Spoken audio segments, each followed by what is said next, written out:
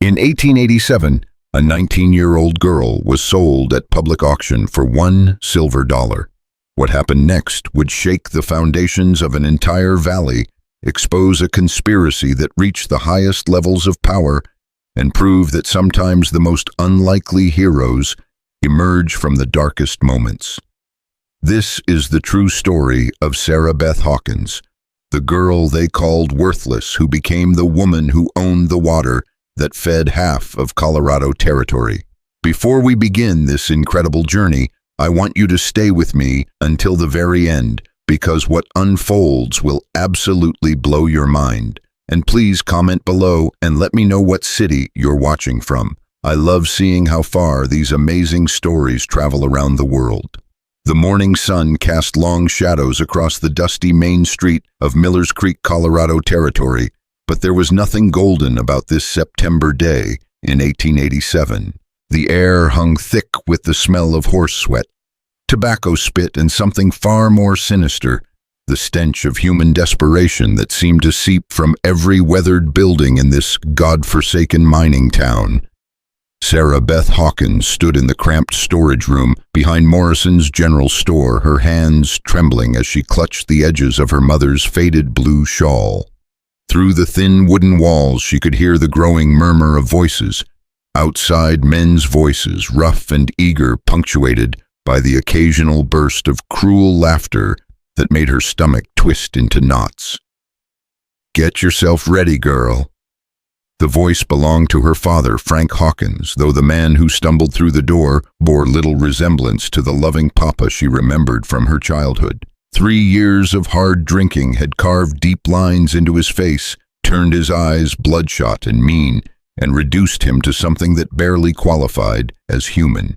Time to earn your keep for once in your miserable life. Sarah Beth pressed herself against the wall, her large frame casting a shadow in the dim light filtering through the grimy window. At 19, she had inherited her mother's gentle features, soft brown eyes, auburn hair that caught the light when she bothered to brush it, and skin that would have been porcelain pale if not for the flush of constant embarrassment that colored her cheeks. But she had also inherited something else, a body that the cruel world of 1887 deemed too large, too soft, too much. "Papa, please," she whispered the words, catching in her throat. "Mama wouldn't want this. You know she wouldn't want—" The backhand caught her across the left cheek with a crack that echoed through the small room.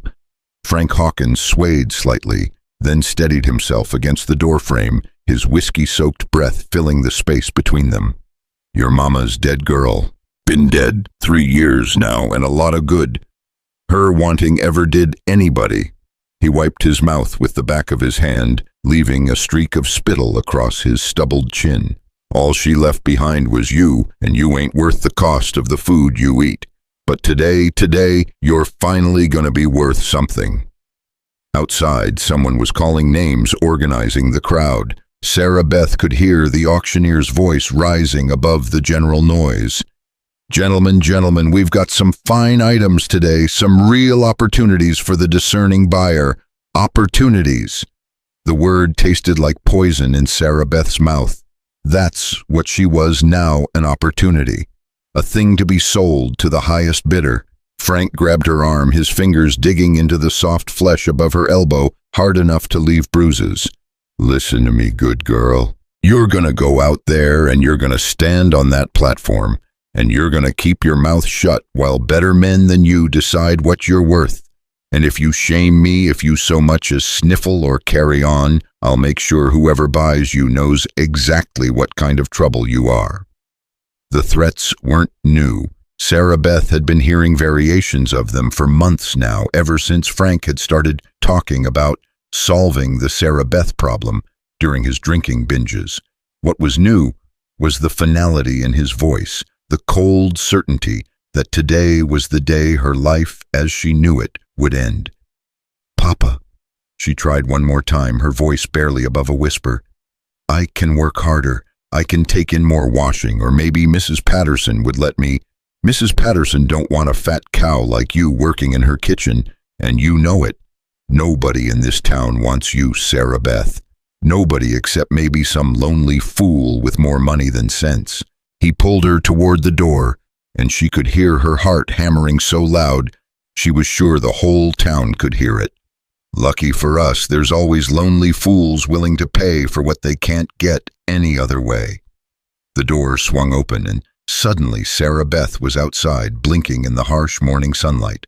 The crowd was larger than she had imagined, maybe 40 or 50 men scattered around the makeshift platform that had been erected in front of Morrison's store. Some she recognized miners from the silver claims up in the hills, ranchers from the valley below, even a few of the more respectable townsmen who usually wouldn't be caught dead at such a spectacle. But respectability, Sarah Beth was learning, was a luxury few could afford when desperation came calling. Well, the auctioneer, a thin man named Cyrus Polk, who made his living selling everything from cattle to mining claims, spotted them immediately. "Looks like we've got our final lot of the day, gentlemen, and what a lot it is." A ripple of laughter ran through the crowd, and Sarah Beth felt her cheeks burn with shame. She had known this day would come. Frank's drinking had gotten worse, his debts had piled higher, and she had seen the way he looked at her sometimes, like he was calculating her worth against the price of his next bottle. "Step right up here, miss." Polk gestured toward the platform with exaggerated courtesy. "Don't be shy now." Frank gave her a rough push, and Sarah Beth stumbled forward, her worn boots scuffing against the wooden planks. The platform was only 2 feet high, but it felt like she was climbing a mountain. Every eye in the crowd was on her now, and she could feel their judgment like a physical weight pressing down on her shoulders. "Gentlemen, what we have here is a fine specimen of American womanhood." Polk's voice carried easily over the crowd, seasoned by years of practice selling things that probably shouldn't be sold. 19 years old, healthy as a horse, and built for hard work and other domestic duties. More laughter, cruder this time. Sarah Beth stared at her feet, wishing she could disappear into the weathered planks beneath her. "She can cook, she can clean, she can sew a fine seam, and she's never been married, if you catch my meaning." Polk winked at the crowd, and several men whooped appreciatively.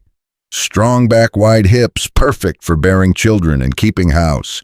And gentlemen, she comes with no complications, no family to interfere, no previous attachments to complicate matters." "What about him?" someone called out, pointing at Frank. "That drunk, her father. Mr. Hawkins here is looking to relocate," Polk said smoothly. "Soon as this transaction is complete, he'll be heading west to seek his fortune in California. Won't be any interference from that quarter, I guarantee it." Sarah Beth's head snapped up. California. This was the first she'd heard of any plans for Frank to leave town. But looking at her father's face, she could see the truth there. He wasn't just selling her to pay his debts, he was selling her to get rid of her entirely. She would never see him again. The realization hit her like a physical blow. Whatever happened today, whoever bought her, she would be completely alone in the world. "So what am I bid for this fine young lady?" Polk's voice rose to its practiced pitch. "Do I hear $50 to start?" Silence. The crowd shifted, men studying her like they were evaluating livestock. Sarah Beth could feel their eyes cataloging her flaws. Too heavy, too plain, too much woman for most men to handle. "Come now, gentlemen, surely someone recognizes a bargain when they see one. $40, still nothing." Someone in the back of the crowd made a crude comment about getting what you pay for, and the laughter that followed made Sarah Beth's stomach churn. $30 then, she's worth $30 of any man's money. "Hell, Polk," a voice called out. "Even the whores at Murphy's don't cost $30. The crowd erupted in laughter, and Sarah Beth felt something break inside her chest. She was 19 years old, standing on a platform in front of half the men in town, being compared to prostitutes and found wanting. $20. Polk's voice was getting desperate now. $20 for a lifetime companion. Think of it as an investment, gentlemen. A few half-hearted bids trickled in. $15 from a toothless prospector who looked like he hadn't bathed since the Grant administration. $10 from a rancher who was probably more interested in free labor than companionship. $5 from someone she couldn't even see in the crowd. $5 going once. Polk was sweating now, his carefully cultivated auctioneer's confidence starting to crack. $5 going twice. $1. The voice came from somewhere in the back of the crowd, quiet but clear enough that everyone heard it. A murmur ran through the assembled men as heads turned to see who had made such an insultingly low bid. "I'm sorry, did someone say $1? Polk's voice cracked slightly. "Surely you meant $10. I said $1. The voice was closer now, and Sarah Beth could see the crowd parting as someone made his way toward the platform.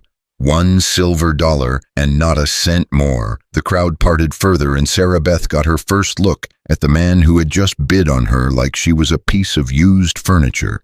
He was tall, probably 6 feet or more, with shoulders that suggested a life of hard physical work. His clothes were rough but clean wool pants, a cotton shirt that had seen better days, and a leather coat that looked like it had weathered more than a few Colorado winters. His hair was dark brown, streaked with premature gray at the temples, and his face was weathered by sun and wind in a way that spoke of long days outdoors. But it was his eyes that caught Sarah Beth's attention. They were gray-green, like the Colorado sky just before a storm, and they weren't looking at her with the calculating assessment she had seen from the other men. Instead, there was something else there, something that might have been anger, though she couldn't tell if it was directed at her or at the situation itself. $1 is insulting, Polk sputtered. This is a quality young woman, not some piece of scrap metal.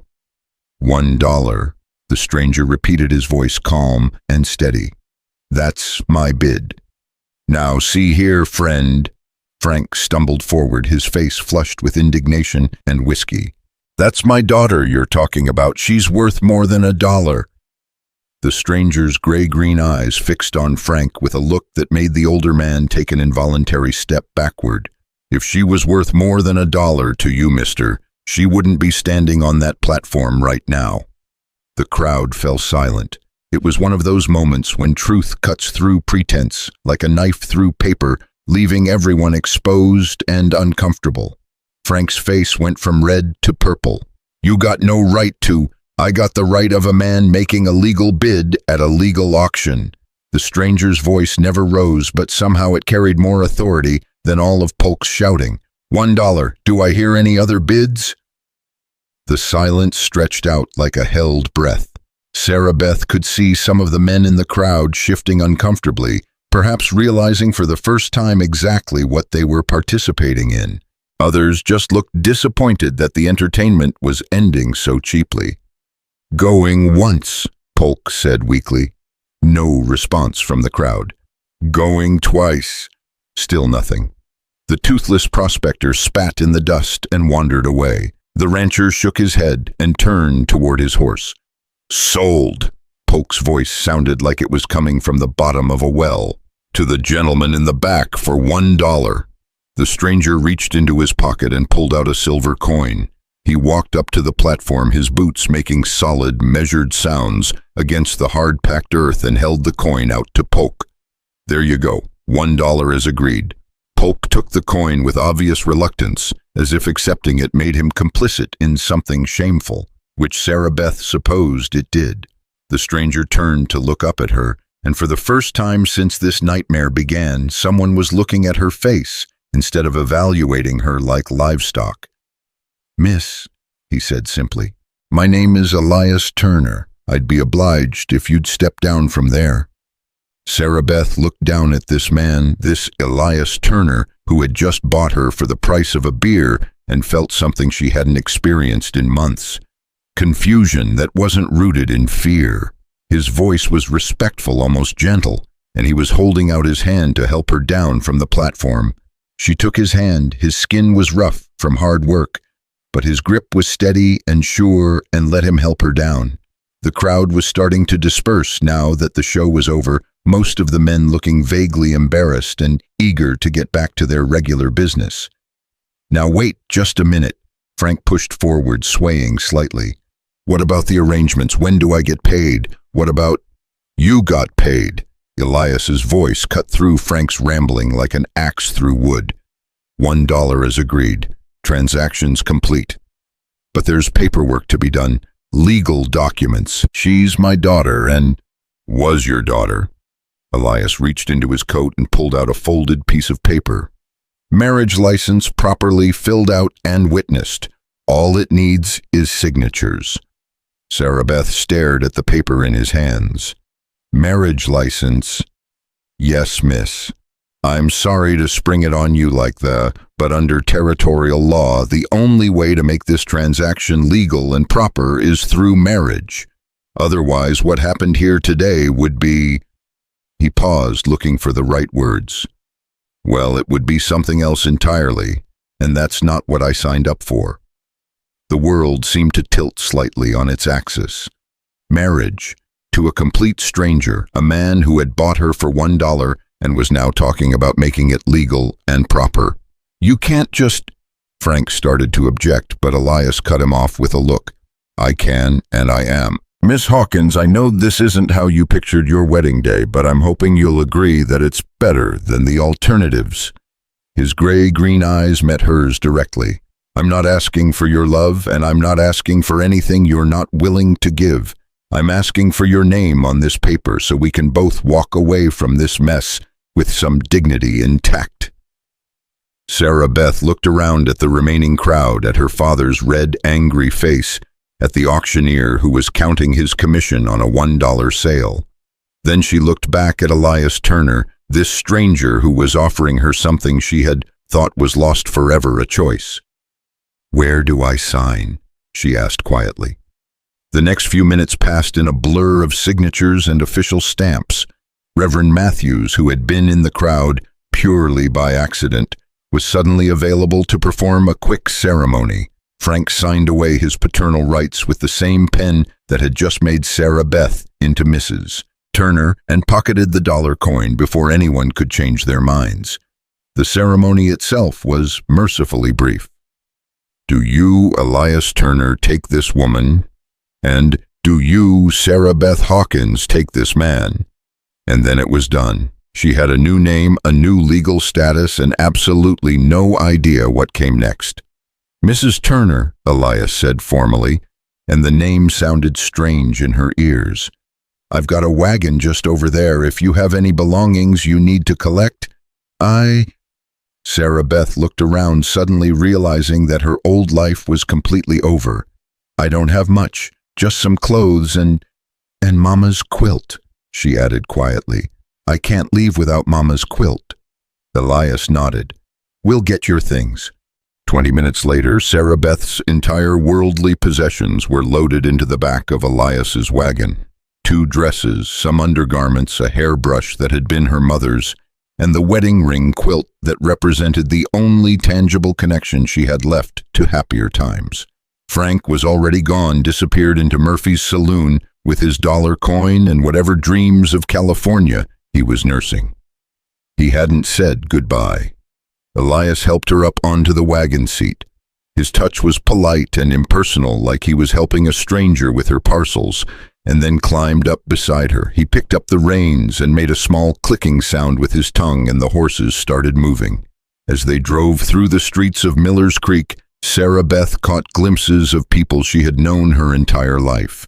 Mrs. Patterson, who had indeed refused to hire her for kitchen work, watched from her store window with a mixture of curiosity and disapproval. Tommy Morrison, who had pulled her hair in school and called her names, was loading supplies into another wagon and pretended not to see her pass. None of them said goodbye either. The wagon reached the edge of town, and Elias guided the horses onto a narrow trail that led up into the mountains.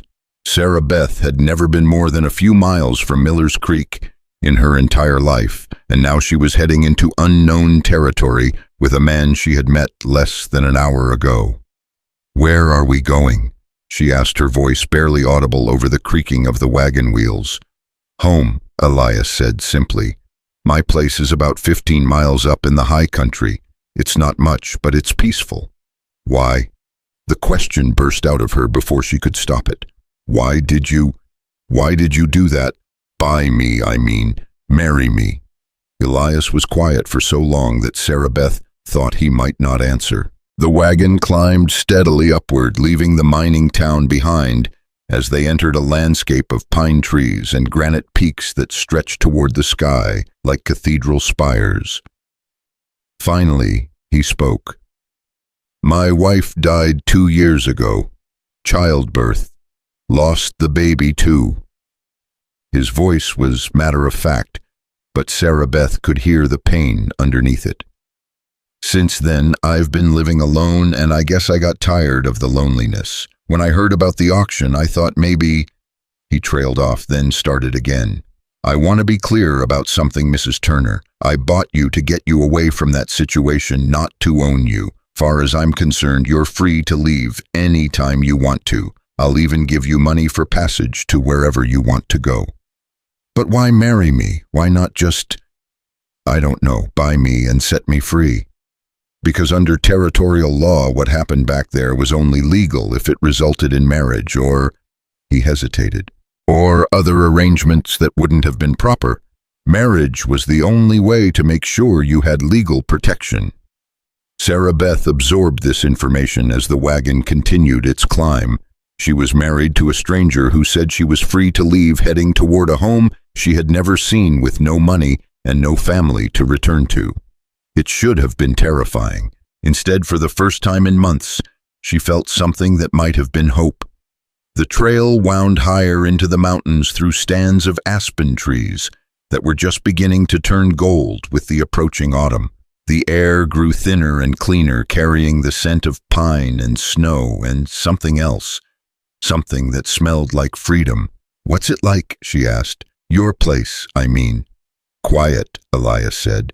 Got a good cabin, sturdy barn, creek running right past the front door. About 40 acres of decent grazing land, and hunting's good if you know where to look. Do you have neighbors? Closest neighbor is maybe 10 miles down the valley. Family named the Johnsons, good people, mind their own business. There's a few other folks scattered around the high country, but mostly it's just you and the mountains and the sky. The idea of all that space, all that quiet, made Sarah Beth's chest feel tight with something that wasn't quite fear and wasn't quite excitement. She had lived her entire life in Miller's Creek, where everybody knew everybody else's business, where there was no escape from judgment and cruel whispers. Are you afraid of being alone? Elias asked suddenly. Sarah Beth considered the question. I've been alone for years, even when I was surrounded by people.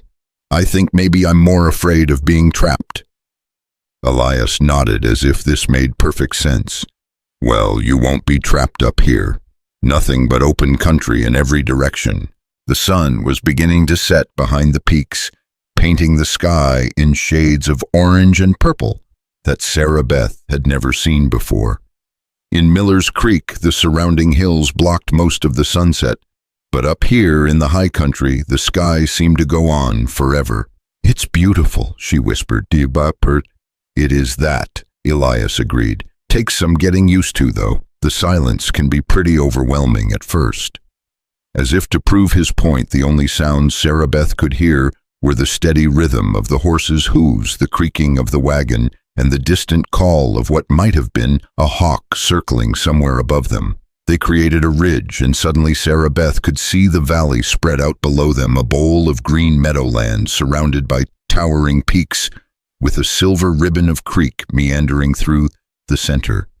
And there, nestled against a stand of pine trees near the water's edge, was a cabin. It was small but well built, with a stone chimney that was already sending up a thin curl of smoke into the evening air. Behind it stood a solid-looking barn, and she could see the shapes of cattle dotting the meadow like dark spots against the green grass. That's it, Elias said. That's home. Home. Sarah Beth tested the word in her mind as they descended into the valley. She had never really had a home, just a series of increasingly shabby rooms as her father's drinking got worse and their circumstances declined. But this place, this cabin in the mountains with smoke rising from its chimney and cattle grazing peacefully in the meadow, looked like what she had always imagined a home should be. The wagon pulled up in front of the cabin just as full darkness settled over the valley.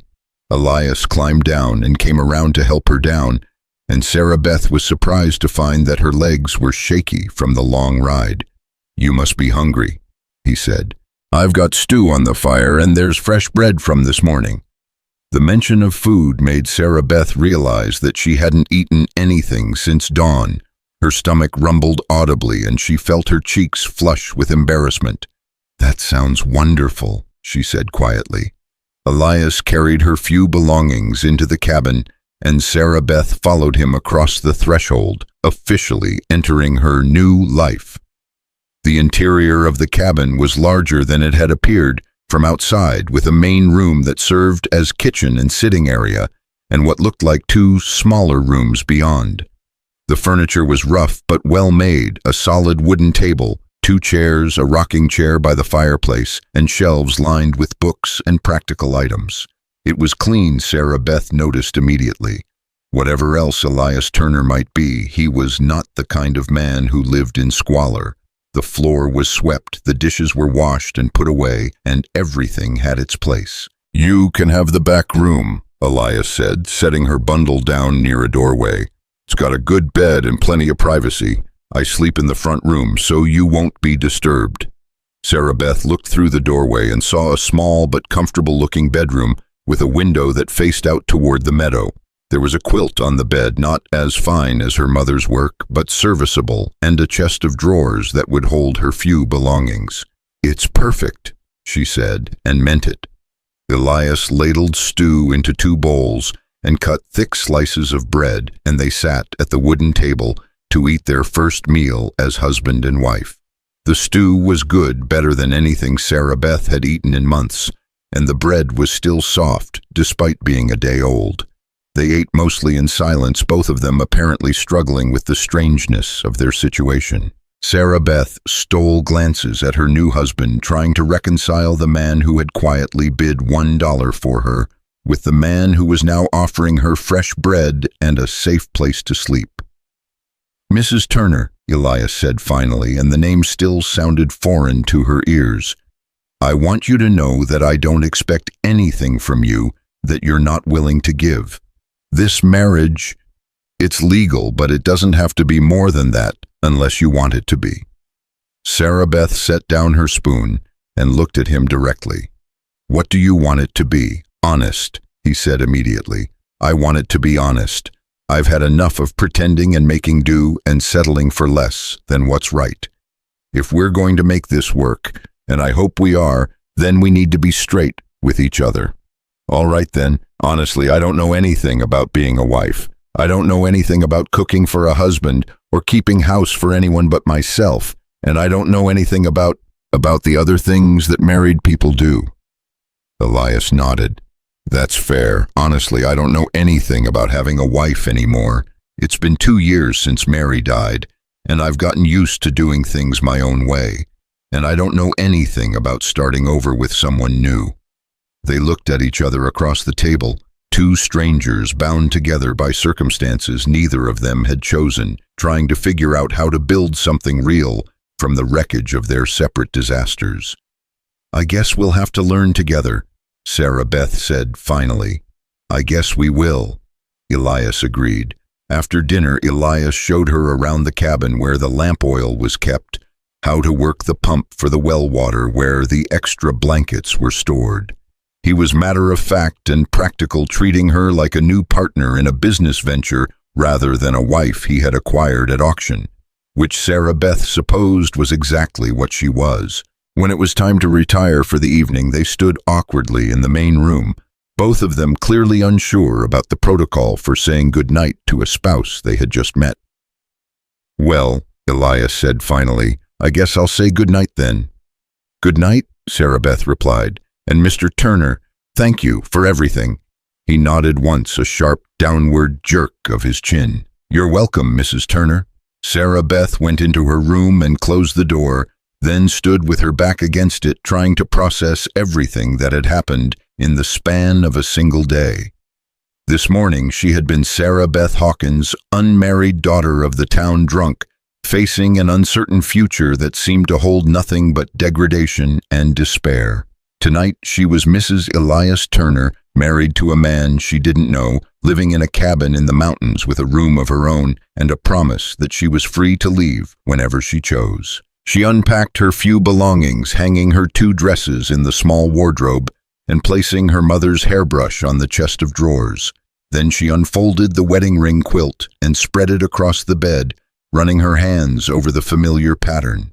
The quilt had been her mother's masterpiece, sewn during the happy years when Sarah Beth was small and the world had seemed full of possibilities. Each ring was perfectly formed, the colors carefully chosen to complement each other, and the stitching was so fine it looked like it had been done by machine rather than by hand. But now, in the lamplight of her new room, Sarah Beth noticed something she had never seen before. The backing of the quilt, where it had been turned under to form a hem, seemed thicker than it should be. She ran her fingers along the edge and felt something that crinkled like paper.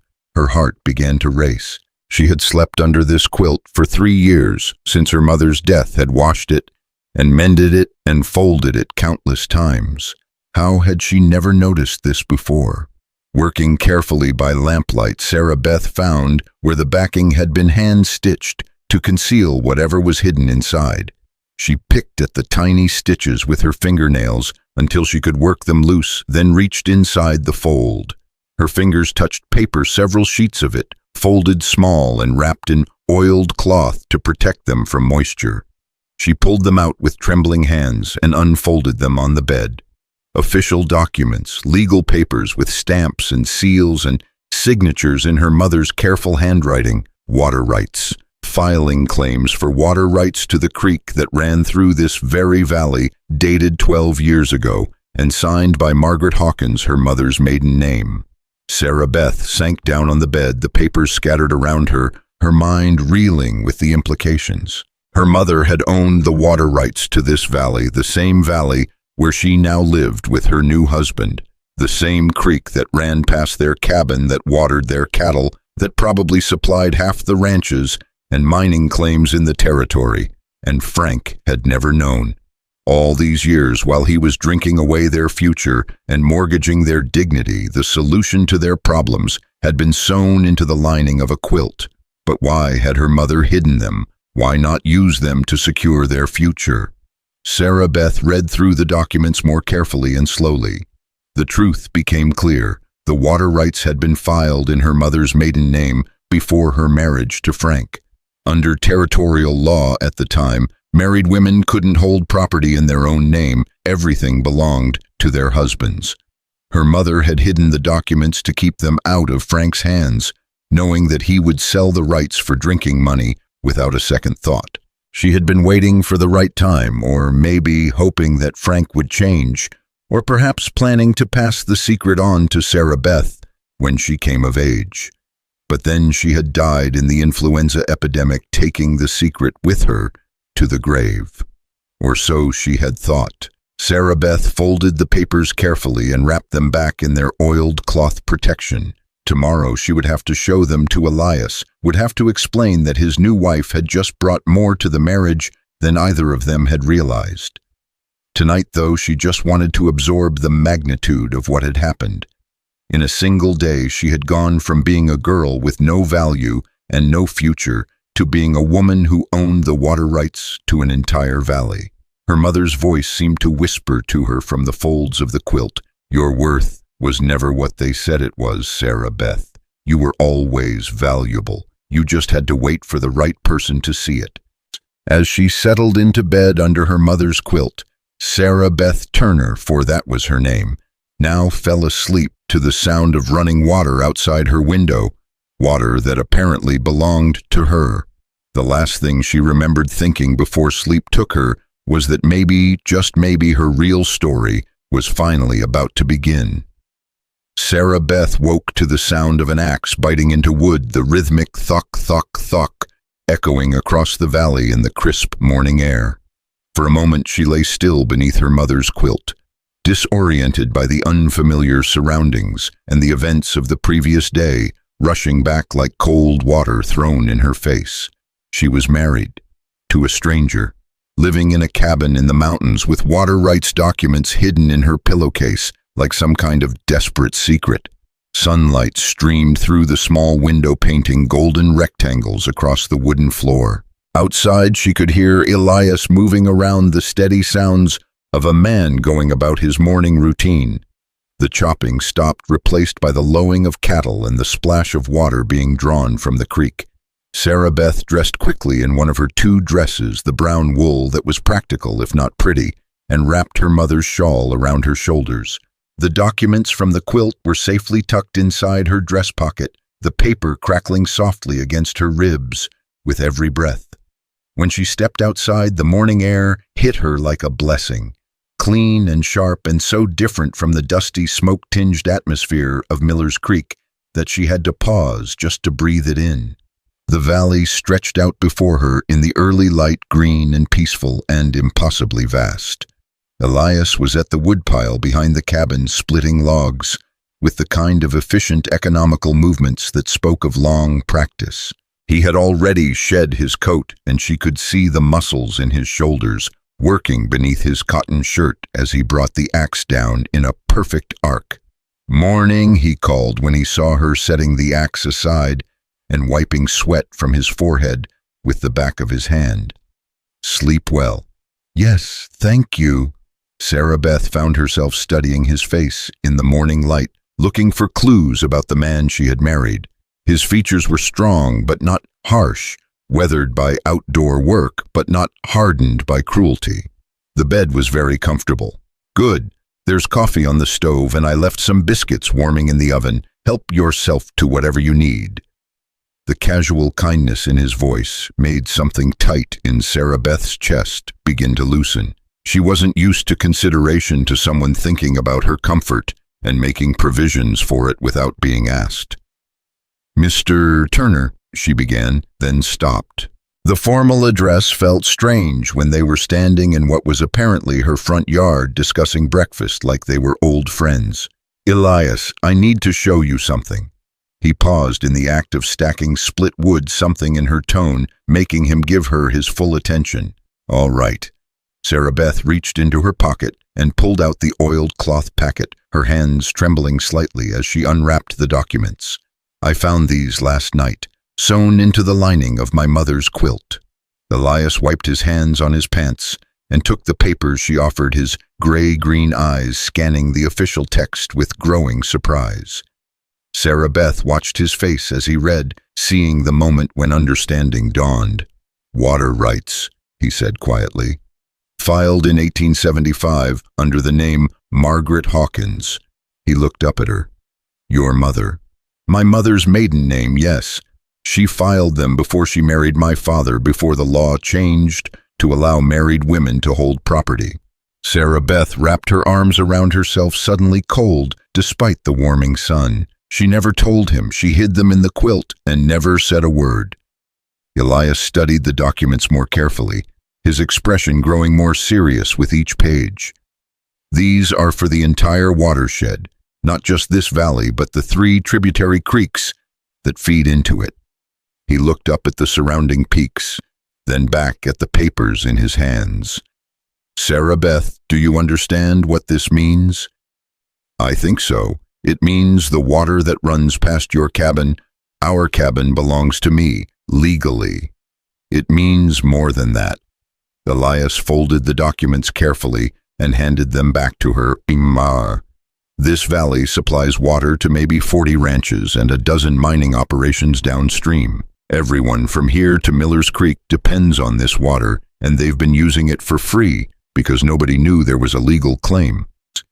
Sarah Beth felt the weight of the papers in her hands, like they were made of lead instead of parchment. "What does that mean for us?" "It means you're about to become a very wealthy woman if you choose to enforce these rights. It also means you're about to make a lot of very powerful enemies." The words hung in the morning air between them like a storm cloud gathering on the horizon. Sarah Beth had spent her entire life being nobody special, the fat daughter of the town drunk, a burden to be disposed of at the first opportunity. The idea that she might suddenly possess something that powerful men wanted was both thrilling and terrifying. "What would you do," she asked, "if they were your rights?" Elias was quiet for a long moment, his gaze traveling across the valley that had apparently belonged to her all along. "I'd be very careful about who I told," he said finally, "and I'd get myself a good lawyer before I did anything else." "Do you know any good lawyers?" "I know one fellow named Daniel Whitmore, practices law in Denver. He's honest, which is rarer than you might think in his profession." Elias picked up his axe again, testing the edge with his thumb. "But before we contact anybody, we need to talk about what this means for us, for our marriage." Sarah Beth felt her stomach drop. "You want to dissolve it. Now that you know I have property, you think I don't need protection anymore." "No." The word came out sharp and immediate. "No, that's not what I'm thinking at all. I'm thinking that a woman with water rights worth thousands of dollars has options that the girl on that auction platform didn't have. I'm thinking that maybe you don't want to be tied to a mountain man who bought you for $1 when you could have your pick of proper suitors." The honesty in his voice caught Sarah Beth off guard. She had expected greed or calculation, or at least some attempt to stake a claim on her sudden fortune. Instead, he was offering to step aside. "And what if I don't want my pick of proper suitors?" she heard herself say. "What if I'd rather stay here with the mountain man who was decent enough to get me off that platform with my dignity intact?" Elias's hands stilled on the axe handle. "You'd want that, even knowing what you know now." "I don't know what I want yet," Sarah Beth said honestly, "but I know I don't want to make any decisions based on fear or desperation, not anymore." She looked around the valley at the cabin with smoke rising from its chimney, at the cattle grazing peacefully in the meadow. "Can we just see how things go? Take it one day at a time." "I'd like that," Elias said quietly. "I'd like that very much." They spent the rest of the morning settling into a routine that felt surprisingly natural.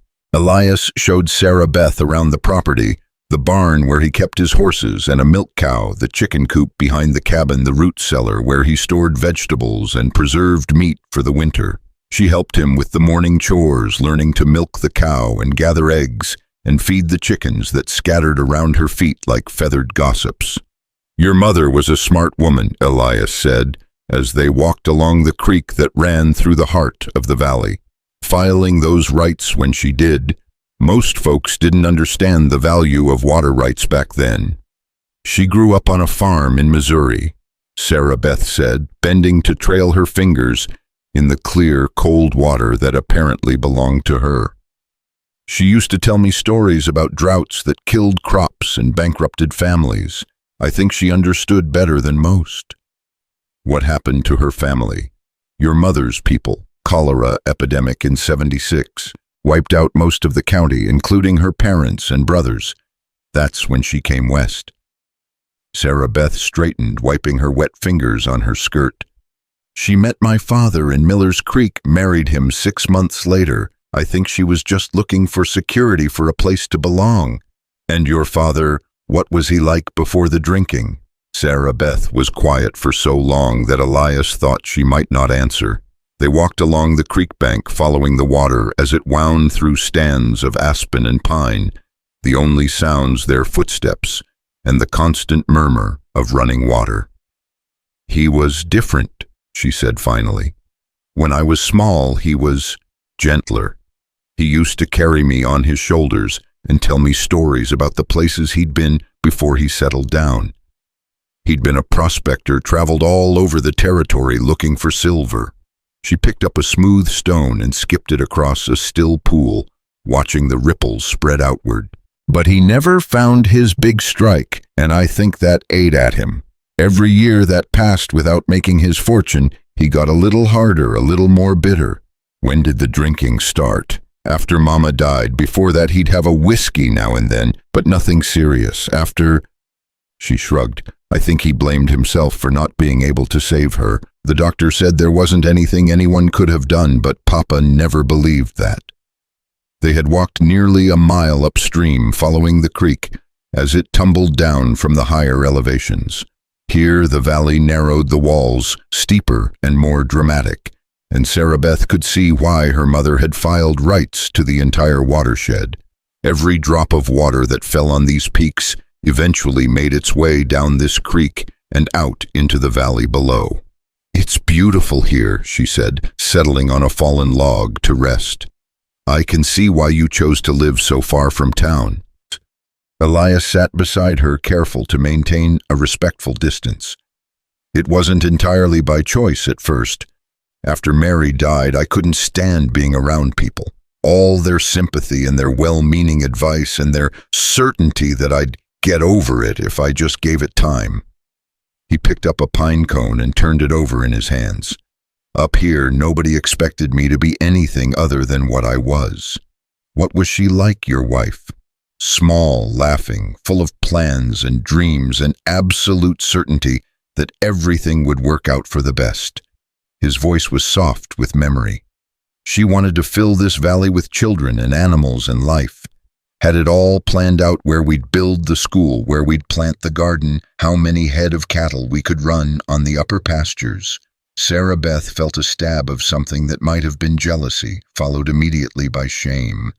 The woman was dead, and here she was, envying a ghost. "I'm sorry," she said quietly.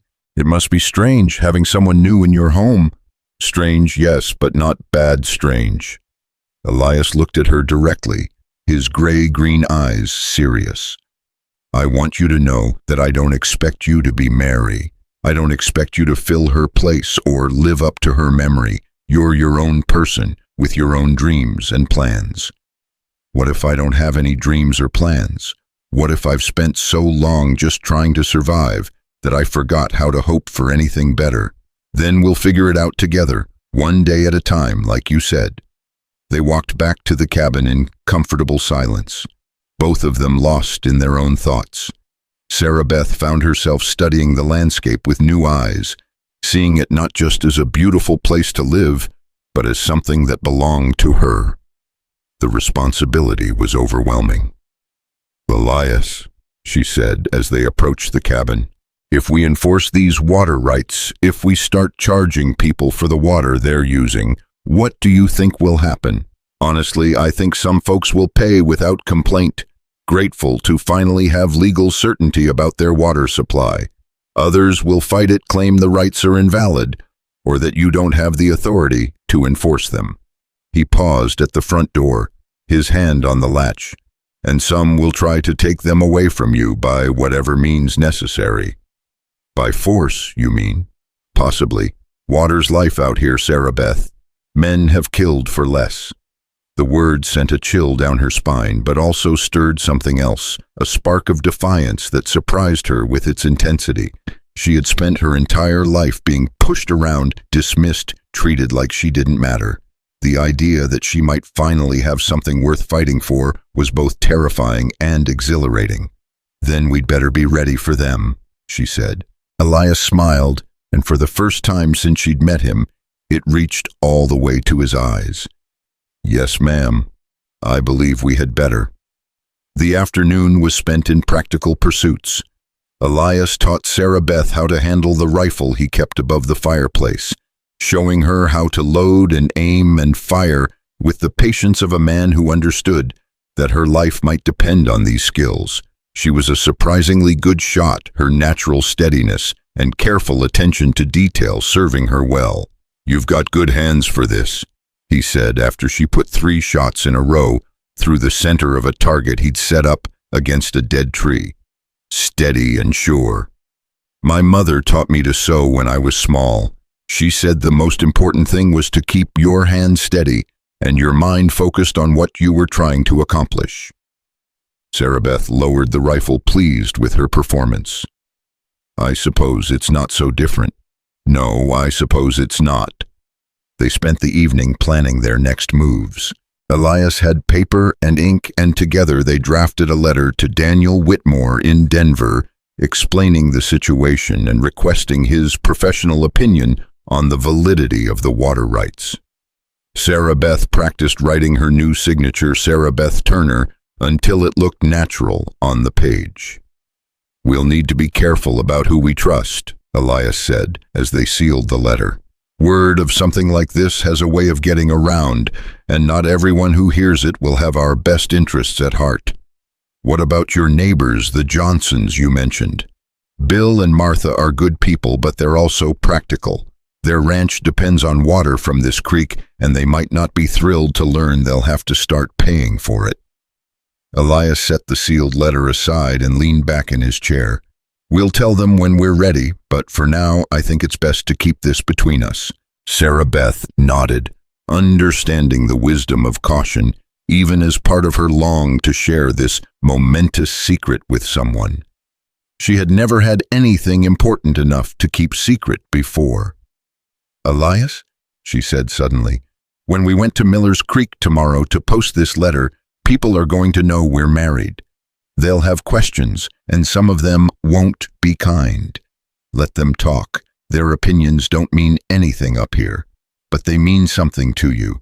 You'll have to live with knowing that people think you married the fat girl that nobody else wanted." Elias was quiet for a moment, and Sarah Beth braced herself for the polite reassurance that wouldn't quite ring true. Instead, he surprised her. "You know what I think when I look at you," he said. "I think about how you stood on that platform with your head up, even when everyone around you was treating you like livestock. I think about how you asked the hard questions last night instead of just accepting whatever I told you. I think about how you handled that rifle today like you were born to it." He met her eyes across the table. "I think I married a woman with more strength and dignity than half the men in Miller's Creek put together." The words hit Sarah Beth like a physical blow, unexpected and overwhelming in their sincerity. She had to look away, blinking back tears that came from nowhere and everywhere at once. "Thank you," she whispered. "For what?" "For seeing something in me that I didn't know was there." They retired early that night, both of them exhausted by the emotional weight of the day's revelations. But as Sarah Beth lay in her bed under her mother's quilt, listening to the sound of the creek running past her window, she felt something she hadn't experienced in years, excitement about what tomorrow might bring. The next morning dawned clear and cold, with frost painting the meadow grass silver in the early light. Elias hitched the horses to the wagon while Sarah Beth packed the letter to Daniel Whitmore and prepared for her first trip back to Miller's Creek as a married woman. "You ready for this?" Elias asked as he helped her up onto the wagon seat. "No," Sarah Beth said honestly, "but I'm going anyway." The ride down from the valley took 2 hours, and with every mile they descended, Sarah Beth could feel her old anxieties returning. What would people say? How would they treat her? Would anyone even believe that Elias Turner had actually married her, or would they assume something more sordid? But as the familiar buildings of Miller's Creek came into view, she felt something else rising to meet her nervousness, a quiet determination that surprised her with its strength. She was no longer the desperate girl who had stood on that auction platform. She was Sarah Beth Turner, wife of a good man, owner of valuable property, and she would not let anyone make her feel ashamed of that. The town was busier than usual, with supply wagons lined up outside Morrison's store and miners heading out to their claims in the hills. Sarah Beth spotted several familiar faces in the crowd, and she could see the moment when recognition dawned, followed by whispered conversations and pointing fingers. "Let them look," Elias said quietly, as if reading her thoughts. "We've got nothing to be ashamed of." They stopped first at the post office, where Sarah Beth handed over the letter to Daniel Whitmore with hands that trembled only slightly. The postmaster, a thin man named Crawford, who had known her since childhood, stared at her with undisguised curiosity. "Mrs. Turner, is it?" he said, reading the return address on the letter. "Congratulations on your marriage." "Thank you, Mr. Crawford. Quite a surprise, that wedding. Very sudden." Sarah Beth met his gaze steadily. Sometimes the best decisions are made quickly. They left the post office and walked down the main street toward Morrison's store where they needed to buy supplies. Sarah Beth could feel eyes on her from every direction, and she heard fragments of whispered conversations that followed in their wake. Sold for $1, can you believe it? Married her the same day, must have been desperate. Wonder what he sees in her. Each comment was like a small knife between her ribs, but Sarah Beth kept her head up and her expression calm. Beside her, Elias walked with the easy confidence of a man who didn't care what anyone thought, and his presence gave her strength. They were almost to Morrison's when Frank Hawkins stumbled out of Murphy's saloon, already drunk despite the early hour. Sarah Beth's step faltered when she saw him, but Elias's hand touched her elbow, steadying her. "Well, well," Frank called out, his voice carrying across the street. "If it isn't my darling daughter and her new husband. How's married life treating you, girl?" Several people stopped to listen, sensing the potential for drama. Sarah Beth could feel their anticipation like a physical weight pressing down on her shoulders. "It's treating me very well, thank you," she said quietly. Frank lurched closer, and Sarah Beth could smell the whiskey on his breath from 6 feet away. "Very well," she says. "You hear that, folks? Very well." He laughed, a harsh sound with no humor in it. "Course anything's better than what she had before, ain't that right, girl? That's enough." Elias's voice was calm but carried an edge that made Frank take a step backward. "You got your money, Hawkins. Transactions complete." "Transaction," Frank repeated mockingly. "That's what you call it, hell. I call it the best deal I ever made. Got rid of a burden and got drinking money in the same day." The crowd was growing now, drawn by the prospect of public conflict. Sarah Beth could see Mrs. Patterson watching from her store window, Tommy Morrison grinning at the entertainment, and a dozen other faces that had been part of her world for 19 years. "Papa," Sarah Beth said quietly, stepping forward, "you're drunk. Go home and sleep it off." "Don't you tell me what to do, girl. You're nothing to me now. Sold and gone and good riddance." Frank swayed slightly, then seemed to remember something that amused him. "Though I suppose I should thank you. That $1 bought me a real nice bottle of whiskey, and there's still enough left for another." Something inside Sarah Beth snapped. All the years of abuse, of being called worthless, of being treated like a burden instead of a daughter, it all crystallized into a white-hot anger that burned away her fear. "You're right, Papa," she said, her voice carrying clearly across the street. "I am nothing to you now. But you know what? You're nothing to me either. You stopped being my father the day you decided a bottle of whiskey was worth more than your own daughter." Frank's face darkened with anger. "You ungrateful little—" "I'm grateful," Sarah Beth interrupted. "I'm grateful that Mr. Turner was decent enough to get me away from you before you could destroy what was left of my life. I'm grateful that I'll never have to watch you drink yourself to death, or clean up your messes, or pretend that you're anything other than a pathetic drunk who sold his only child for gambling money." The street had gone completely silent. Frank stared at her with his mouth open, as if he couldn't believe what he was hearing. Sarah Beth had never spoken to him like this, had never spoken to anyone like this. "And Papa," she continued, her voice steady and strong, "when you drink yourself to death, and we both know you will, don't expect me to come to your funeral. You're dead to me already."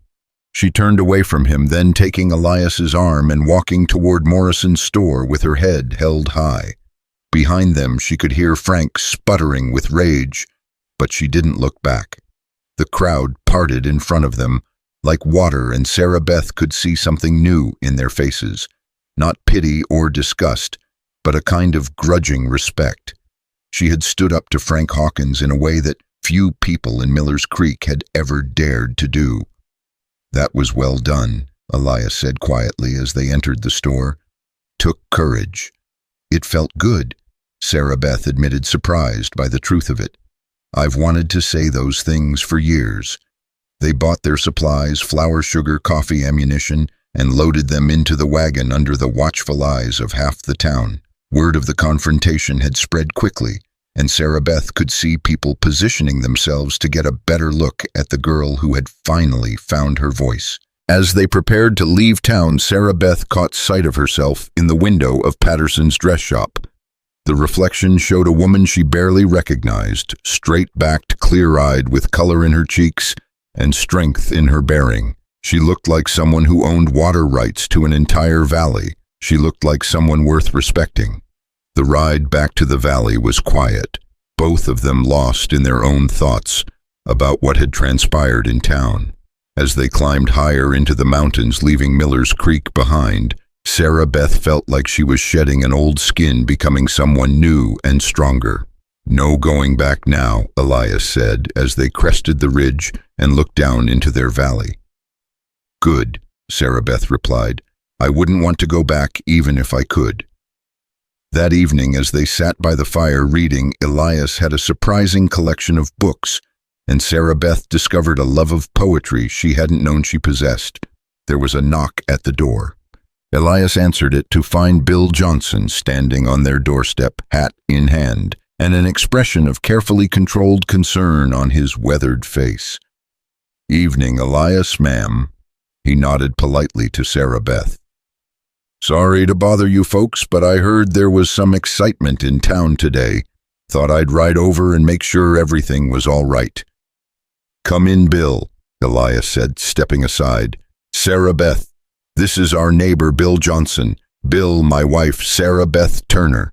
Bill shook her hand with old-fashioned courtesy, his grip firm but gentle. "Pleased to meet you, ma'am. Welcome to the valley." "Thank you, Mr. Johnson. It's beautiful here." "That it is." Bill accepted Elias's offer of coffee and settled into the spare chair by the fire. "Word is you had some trouble with your father in town today, Mrs. Turner. Want you to know that if you need anything at all, Martha and I are happy to help." The kindness in his voice made Sarah Beth's throat tight with unexpected emotion. "That's very generous of you. Neighbors look out for each other up here. That's how we survive." Bill sipped his coffee and studied them both with sharp blue eyes. "Course there's also talk that you might be coming into some property. Water rights, some folks are saying." Sarah Beth and Elias exchanged glances. So much for keeping their secret. "Where did you hear that?" Elias asked carefully.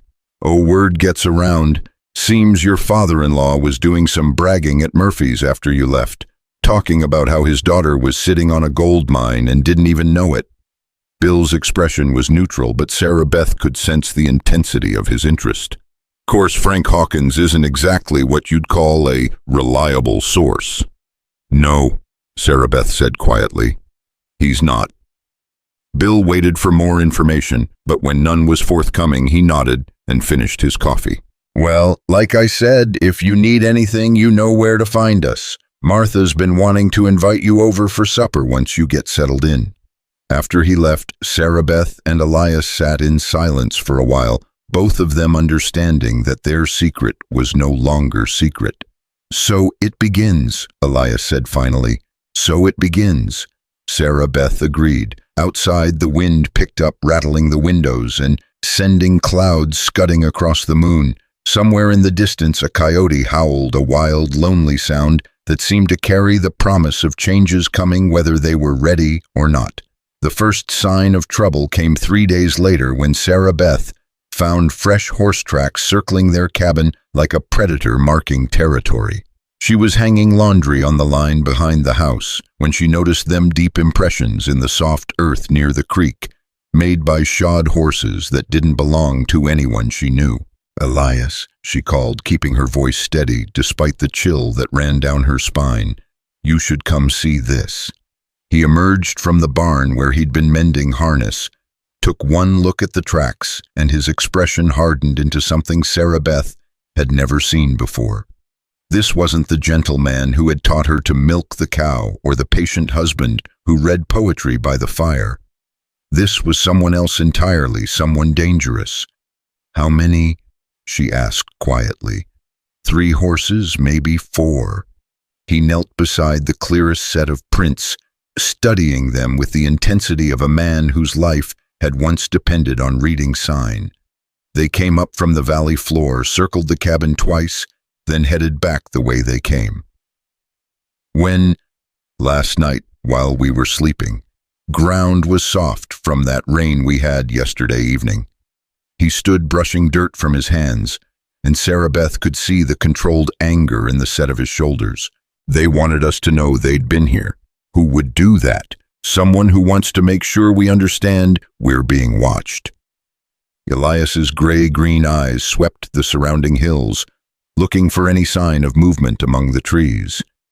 Someone who's heard about those water rights and wants to see what kind of people they're dealing with. Sarah Beth felt the familiar weight of the documents in her dress pocket, where she'd taken to carrying them everywhere since Bill Johnson's visit. The papers that had once represented hope and security now felt like a target painted on her back. What do? We stay alert. We keep the rifle loaded and close to hand, and we don't let them intimidate us into giving up what's rightfully yours. But intimidation, Sarah Beth was learning, could take many forms. The next morning brought a visitor, a well-dressed man in a black suit who rode up to their cabin on a fine bay horse like he owned the whole territory. He dismounted with the careful precision of someone unaccustomed to outdoor work and straightened his coat before approaching the front door. "Mr. and Mrs. Turner," his voice carried the cultivated tones of education and money. "My name is Cornelius Blackwood. I represent the Kingston Ranch Syndicate. I wonder if I might have a word with you about a business matter." Sarah Beth had heard of the Kingston Syndicate. Everyone in the territory had. They owned 3 of the largest ranches in Colorado, controlled thousands of acres of grazing land, and had the kind of political connections that made governors return their telegrams promptly. Cornelius Blackwood was their chief legal counsel, the man they sent when they wanted something badly enough to be polite about it. "What kind of business matter?" Elias asked, not inviting the man inside. "The kind that could be very profitable for all parties involved." Blackwood's smile was as polished as his boots. "May I come in?" This really isn't the sort of conversation one has on a doorstep. Elias looked at Sarah Beth, who nodded slightly. Whatever this man wanted, they might as well hear him out. But as Blackwood stepped into their main room, Sarah Beth noticed how his eyes catalogued everything. The rifle above the fireplace, the books on the shelves, the quality of the furniture. He was evaluating them, deciding how much pressure would be required to get what he wanted. "Charming place you have here," Blackwood said, settling into the chair. Elias offered with the air of a man conferring a favor.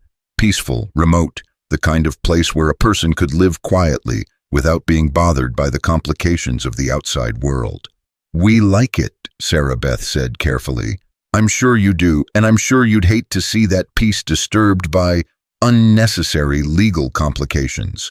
Blackwood reached into his coat and withdrew a leather portfolio. "Which brings me to why I'm here." He opened the portfolio and spread several documents across their table with the practiced efficiency of a man who made his living with paper and ink. "It's come to our attention that there may be some question about water rights in this valley. Old claims filed years ago that could potentially complicate current usage patterns." Sarah Beth felt her heart begin to race, but she kept her expression neutral. "What kind of complications?" "Oh, the usual sort of thing. Disputes over validity, questions about proper filing procedures, challenges to the legal standing of claimants." Blackwood's tone was conversational, as if they were discussing the weather. "The territory's legal system can be quite unpredictable when it comes to resolving such matters, especially when the claims involve significant amounts of money." "How much money are we talking about?" Elias asked. "Considerable sums. The ranches and mining operations that depend on water from this valley represent millions of dollars in investment. If someone were to suddenly appear claiming ownership of that water..." Blackwood shrugged eloquently. "Well, let's just say there would be strong motivation to contest such claims through every available legal avenue." The threat was delivered with such polished courtesy that it took Sarah Beth a moment to fully grasp what he was saying. They would fight her in court, tie up her claims in legal proceedings that could drag on for years and probably bankrupt her with legal fees in the process. Of course, Blackwood continued, the Kingston Syndicate has no desire to see anyone suffer through such an ordeal. We're prepared to make a very generous offer for any water rights claims that might exist in this valley. He reached into his portfolio again and withdrew a bank draft that made Sarah Beth's breath catch in her throat. The amount written on it was more money than she had ever imagined owning. $5,000, Blackwood said quietly. Cash money, no legal complications, no court battles. A clean transaction that would allow everyone to go about their business without interference. $5,000. Sarah Beth stared at the bank draft, her mind reeling. It was enough money to buy a house in Denver to live comfortably for years, without working to never again worry about where her next meal was coming from. It was also, she suspected, a fraction of what the water rights were actually worth. That's very generous, Elias said carefully, but we'd need some time to consider such an important decision. Of course, of course. Blackwood folded the bank draft and slipped it back into his portfolio. Though I should mention that this offer has something of a limited time frame. The syndicate's board meets next week and they're eager to resolve this matter quickly. After that, he shrugged again. Well, legal proceedings can be so unpredictable and expensive. After he left, Sarah Beth and Elias sat in silence for a long time, both of them understanding that they had just been given an ultimatum disguised as a business proposition. $5,000, Sarah Beth said finally. That's more money than most people see in a lifetime. It is that, but you think the rights are worth more. I think Cornelius Blackwood doesn't make house calls to remote mountain cabins unless there's a lot more than $5,000 at stake. Elias stood and walked to the window, looking out at the valley that had suddenly become the center of a much larger conflict. I think the Kingston Syndicate is scared. Of what? Of you, of what you represent. They've been using this water for free for years, building their empire on the assumption that nobody would ever challenge their right to it. Now somebody has, and that somebody is a 19-year-old girl with no political connections and no money for lawyers. So why doesn't that make me powerless? Because you're right. Because the law is on your side, even if it's going to be a fight to prove it. He turned back to her, and Sarah Beth could see the determination in his gray-green eyes. And because sometimes being right is enough. But being right, Sarah Beth discovered over the next few days, could be a dangerous thing. The harassment started small. Tools went missing from the barn only to be found days later, scattered in the woods. Their chickens were killed in the night by something that wasn't quite wolf or coyote, but wasn't quite human either. Someone shot their milk cow in the leg, not enough to kill her, but enough to make her lame and useless for weeks. They're trying to wear us down, Elias said as he doctored the cow's wounded leg. Make life so difficult that we'll be grateful to take their money and leave. Is it working? What do you think? Sarah Beth looked around at the valley that had become her home, at the cabin where she had finally found peace, at the creek that ran past their door, carrying water that belonged to her. I think they're going to have to try harder. The letter from Daniel Whitmore arrived on a Thursday, delivered by a nervous-looking young man who clearly wanted to complete his business and get back to town as quickly as possible. Sarah Beth's hands trembled as she broke the wax seal and unfolded the lawyer's careful script. What does he say? Elias asked. He says the water rights are valid, filed, properly recorded correctly, and legally binding under territorial law. Sarah Beth's voice grew stronger as she read. He says I have clear title to all water originating in this watershed, and that anyone using it without permission is technically trespassing. And he says we should be very careful about how we proceed, because there are powerful interests involved, and the legal battle could be expensive and dangerous. She folded the letter carefully. He wants to meet with us in Denver next week to discuss our options. What do you want to do? Sarah Beth walked to the window and looked out at the valley spread below them. In the weeks since her marriage, this place had become more than just a home. It had become a symbol of everything she had never been allowed to have.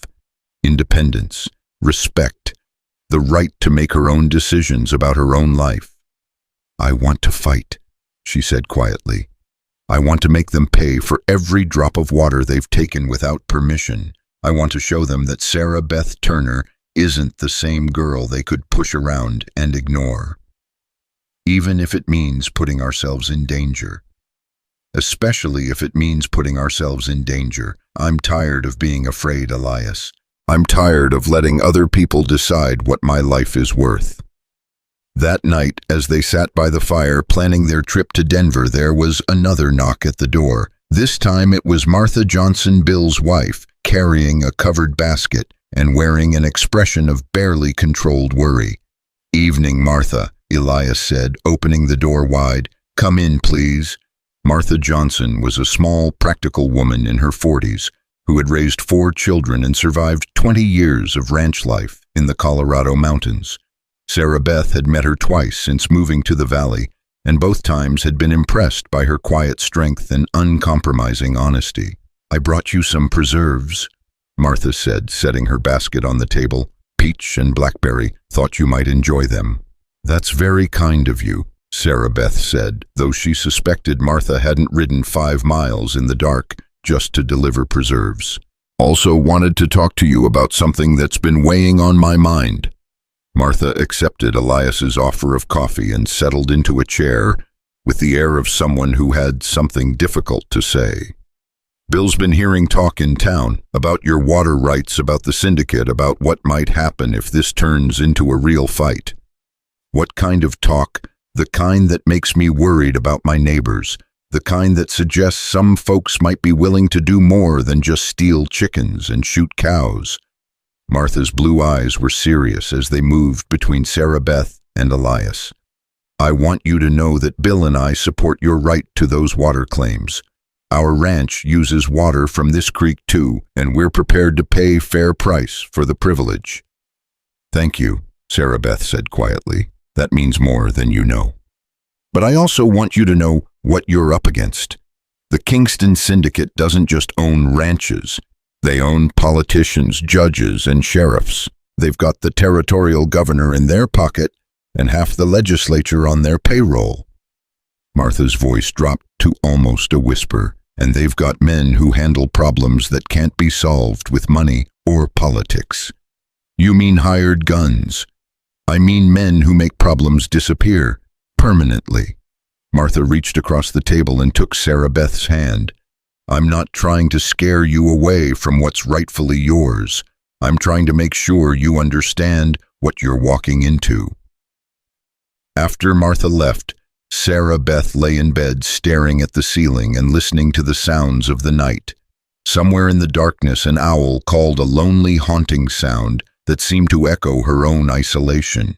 She was 19 years old, married to a man she barely knew, fighting for property worth more money than she could imagine, and facing enemies with resources she couldn't match.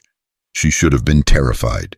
Instead, she felt something she had never experienced before, the fierce, exhilarating sensation of having something worth fighting for.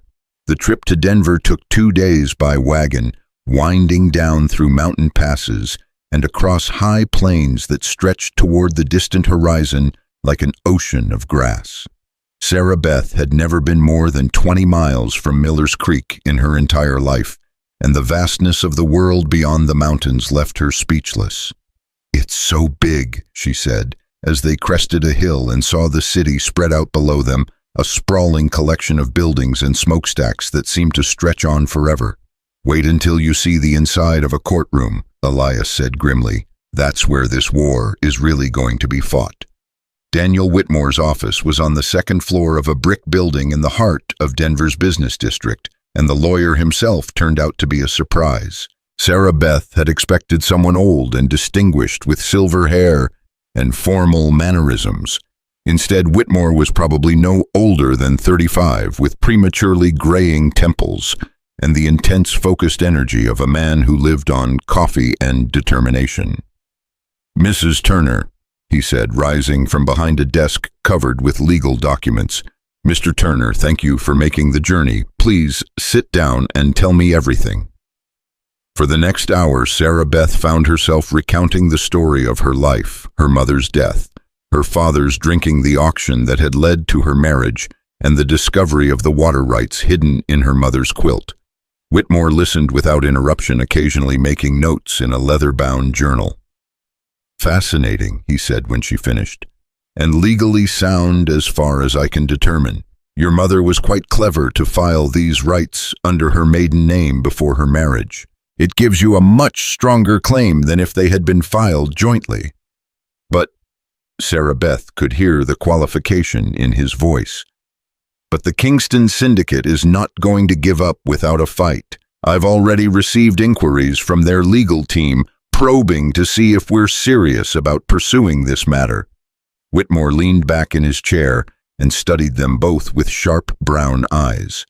They're offering $5,000 for a quick settlement. I assume you've already heard this. Yes, we turned them down. Good, because $5,000 is insulting. Based on my preliminary research, the water rights you own could be worth 50 times that amount, possibly more. Sarah Beth felt the breath leave her lungs in a rush. 50 times, you mean? I mean you're potentially looking at $250,000 in annual revenue if properly managed. The Kingston Syndicate knows this, which is why they're so eager to settle quickly and quietly. The numbers were so large that Sarah Beth couldn't even properly comprehend them. $250,000. It was more money than the entire population of Miller's Creek would see in their lifetimes combined. What's our next step? Elias asked. We file formal notice with the Territorial Water Authority, establishing your claim and demanding immediate cessation of unauthorized usage.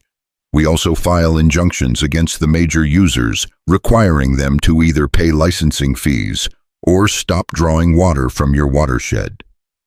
Whitmore's expression was grim, and then we prepare for the fight of our lives. How long will it take? Months, possibly years. The syndicate will challenge every aspect of your claim, the validity of the original filing, your legal standing as heir, the precise boundaries of the watershed. They'll drag it through every court in the territory if they have to. And how much will it cost? More than you have. But I'm prepared to work on contingency, no fee, unless we win, and then I take a percentage of the settlement. Whitmore smiled grimly. I've been looking for a case that would make my reputation. This could be it. They spent the rest of the afternoon going through the legal documents with Whitmore, explaining the complexities of water law and the various strategies they could employ. Sarah Beth's head was spinning by the time they finished, but one thing was clear: they were committed now. There was no going back. That evening, as they sat in their hotel room overlooking the bustling streets of Denver, Sarah Beth found herself thinking about the girl who had stood on that auction platform just a few weeks ago. That girl had been powerless, friendless, with no future and no hope. This woman, Mrs. Sarah Beth Turner, was about to take on one of the most powerful organizations in the territory and demand they pay for something they had been taking for free. Are you sure about this? Elias asked, as if reading her thoughts. It's not too late to take their money and disappear somewhere they'll never find us. Sarah Beth walked to the window and looked down at the gas-lit streets below, at the people going about their business in a city that never slept. Somewhere out there were the offices of the Kingston Syndicate, where powerful men were probably meeting at that very moment to decide how to deal with the problem she represented. I'm sure, she said quietly. For the first time in my life, I'm completely sure about something. Even if it kills us. Even if it kills us. Because some things are worth dying for, and this is one of them. The return journey to their valley seemed shorter, though Sarah Beth knew it was just her perception. She was different now, armed with legal documents and professional representation, no longer the isolated mountain woman fighting alone against impossible odds. She was still afraid, but it was a different kind of fear. the fear of someone who had something to lose rather than nothing to hope for. They arrived home to find their cabin still standing and their animals safe, though Elias discovered fresh horse tracks near the barn that suggested their property had been under surveillance while they were gone. "They're getting bolder," he said, checking the rifle to make sure it was still loaded. "Won't be long before they try something more direct." As if his words had summoned them, from the darkness riders appeared on the ridge above their cabin just as the sun was setting. Sarah Beth counted 5 silhouettes against the orange sky, motionless as statues watching. "Friends of yours?" she asked, though her voice was steadier than she felt. "I doubt it." The riders stayed there for nearly an hour, a constant menacing presence that made every shadow seem threatening and every sound potentially dangerous. Then, as suddenly as they had appeared, they wheeled their horses around and vanished back over the ridge. "Message delivered," Elias said grimly. "What message? That we're outnumbered, that they know where we live and when we're home, that they can get to us whenever they want to." Sarah Beth felt a chill that had nothing to do with the mountain air, but underneath the fear was something else, a core of stubborn determination that seemed to grow stronger with every threat. "Then we'd better make sure we're ready for them when they come," she said. That night they moved their bed into the main room and took turns keeping watch by the window. Sarah Beth found herself staring out at the darkness, wondering how many eyes might be staring back. The valley that had seemed so peaceful and safe just days ago now felt like enemy territory. But it was her territory, her water, her land, her fight. And she wasn't going to give it up without making them pay the full price for taking it from her. The attack came at dawn 3 days after their return from Denver, when the morning mist still clung to the valley floor like a shroud. Sarah Beth was at the stove preparing coffee when she heard the thunder of hoofbeats, approaching fast from multiple directions. Through the kitchen window she caught a glimpse of riders emerging from the tree line, dark shapes moving with military precision toward their cabin. "Elias," she called, but he was already moving, grabbing the rifle from above the fireplace and checking the loads in his pistol with practiced efficiency. "Get down and stay away from the windows," he ordered, his voice calm despite the circumstances. "Whatever happens, don't come outside until I tell you it's safe." The riders pulled up in their yard with a cacophony of snorting horses and creaking leather. Sarah Beth crouched beside the window and counted 6 men, all armed, all wearing the kind of hard expressions that spoke of violence as a profession rather than a last resort. "Turner." The voice belonged to a lean man with silver hair and a scar running from his left ear to the corner of his mouth. "We know you're in there. Come out and let's talk like civilized men." "I can hear you fine from here," Elias called back, positioning himself where he could see the yard but remain protected by the cabin's thick log walls. "State your business." "Name's Cole Brennan. I work for people who'd like to resolve this water rights situation without any unnecessary unpleasantness. You've got something they want, and they're prepared to be generous about obtaining it." Sarah Beth felt her heart hammering against her ribs as she listened to the exchange. Brennan's tone was reasonable, almost friendly, but there was something underneath it that made her skin crawl. This was a man who smiled while he killed. "We've already heard their offer," Elias replied. "Not interested." But that was their first offer. Circumstances have changed, haven't they? You've been to Denver, talked to lawyers, started filing papers. That kind of behavior suggests you might not fully appreciate the delicate nature of your situation. Through the window, Sarah Beth could see Brennan gesturing to his men, and they began to spread out around the cabin in a way that looked casual but felt anything but. These weren't cowboys or ranch hands. They moved with the coordinated precision of soldiers or hired killers. "Here's what's going to happen." Brennan continued, his voice still conversational. "You're going to come outside and we're going to have a friendly discussion about why accepting that generous offer is in everyone's best interest, especially your wife's best interest. The threat was unmistakable, and Sarah Beth saw Elias's knuckles whiten around the rifle stock. "My wife stays out of this," he said, and for the first time there was real heat in his voice. "Does she now?" Brennan laughed, a sound like grinding glass. "See, that's where you're wrong, friend. Your wife is the one with the legal claim, which makes her very much a part of this conversation. In fact, she's the most important part." One of the other riders had moved to a position where he could see through the kitchen window, and his eyes found Sarah Beth crouched beside the wall. He was a younger man with dead black eyes and the kind of pale complexion that suggested he didn't spend much time in honest outdoor work. "I can see her in there," he called to Brennan. "Pretty little thing. Be a shame if something happened to her." The words hit Sarah Beth like a physical blow, but instead of terror, she felt something else rising inside her, a white-hot fury that burned away her fear and left only crystalline clarity. These men had come to her home, threatened her husband, and now they were making it clear that they had no intention of leaving without getting what they wanted one way or another. She looked around the cabin, her mind racing through possibilities. The rifle was with Elias, but she remembered the loaded shotgun he kept in their bedroom, the one he'd shown her how to use during their first week together, if she could reach it without being seen. "Mrs. Turner," Brennan called suddenly as if reading her thoughts, "why don't you come outside and join this conversation? I'm sure we can work something out that's agreeable to everyone involved." "Stay where you are, Sarah Beth," Elias said quietly, but she could hear the strain in his voice. He was outnumbered 6-1, and they both knew that this situation was rapidly moving beyond the point where talking would solve anything. "Now that's not very neighborly," Brennan said. "We've ridden all this way just to have a friendly chat, and you won't even let your wife participate. Makes a man think you don't trust her judgment."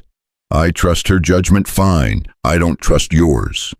"Well, that hurts my feelings, and here I thought we were going to be friends." Brennan's voice hardened suddenly, dropping the pretense of civility. "Let me make this simple for you, Turner. You've got 30 seconds to send your wife outside or we're coming in to get her, and if we have to come in, there's no guarantee anyone comes back out alive." Sarah Beth closed her eyes and made her decision. Moving as quietly as she could, she began to crawl toward the bedroom, staying below the level of the windows. Behind her, she could hear Elias trying to buy time.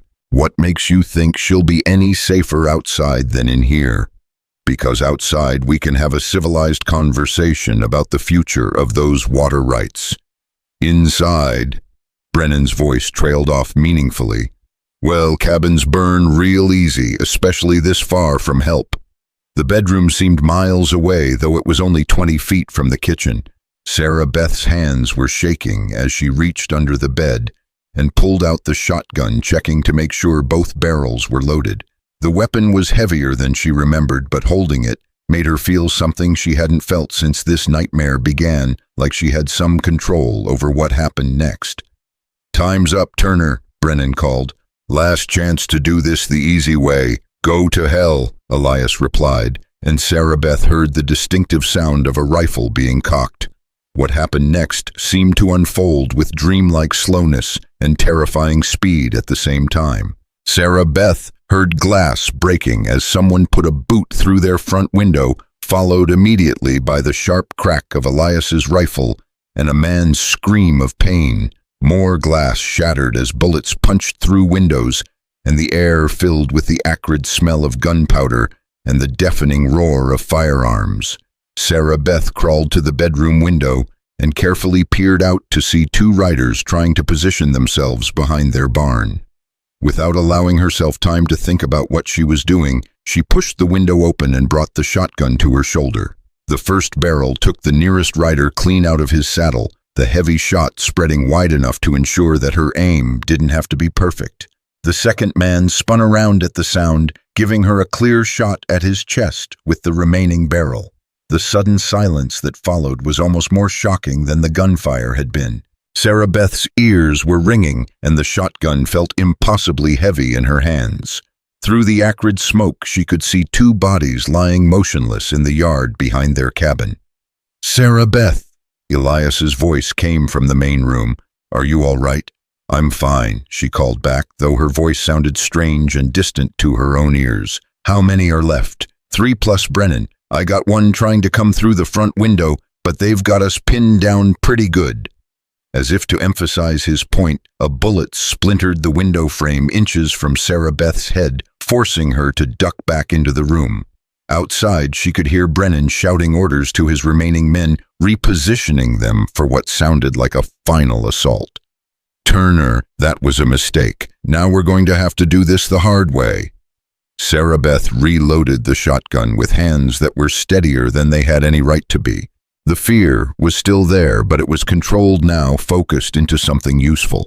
She had killed 2 men, something that should have horrified her, but instead left her feeling grimly satisfied. These weren't innocent victims. They were predators who had come to destroy her life, and she had every right to defend herself. "Here's your last chance," Brennan called. "Surrender now, and we'll make it quick.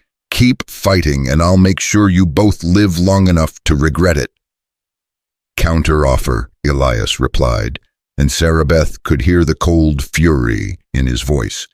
"You and your men ride out of here right now, and maybe I'll let you live long enough to report back to your bosses." Brennan's laughter was ugly. "You killed 3 of my men, Turner. Nobody kills my men and walks away from it. Then you should have thought of that before you brought them to my home to threaten my wife."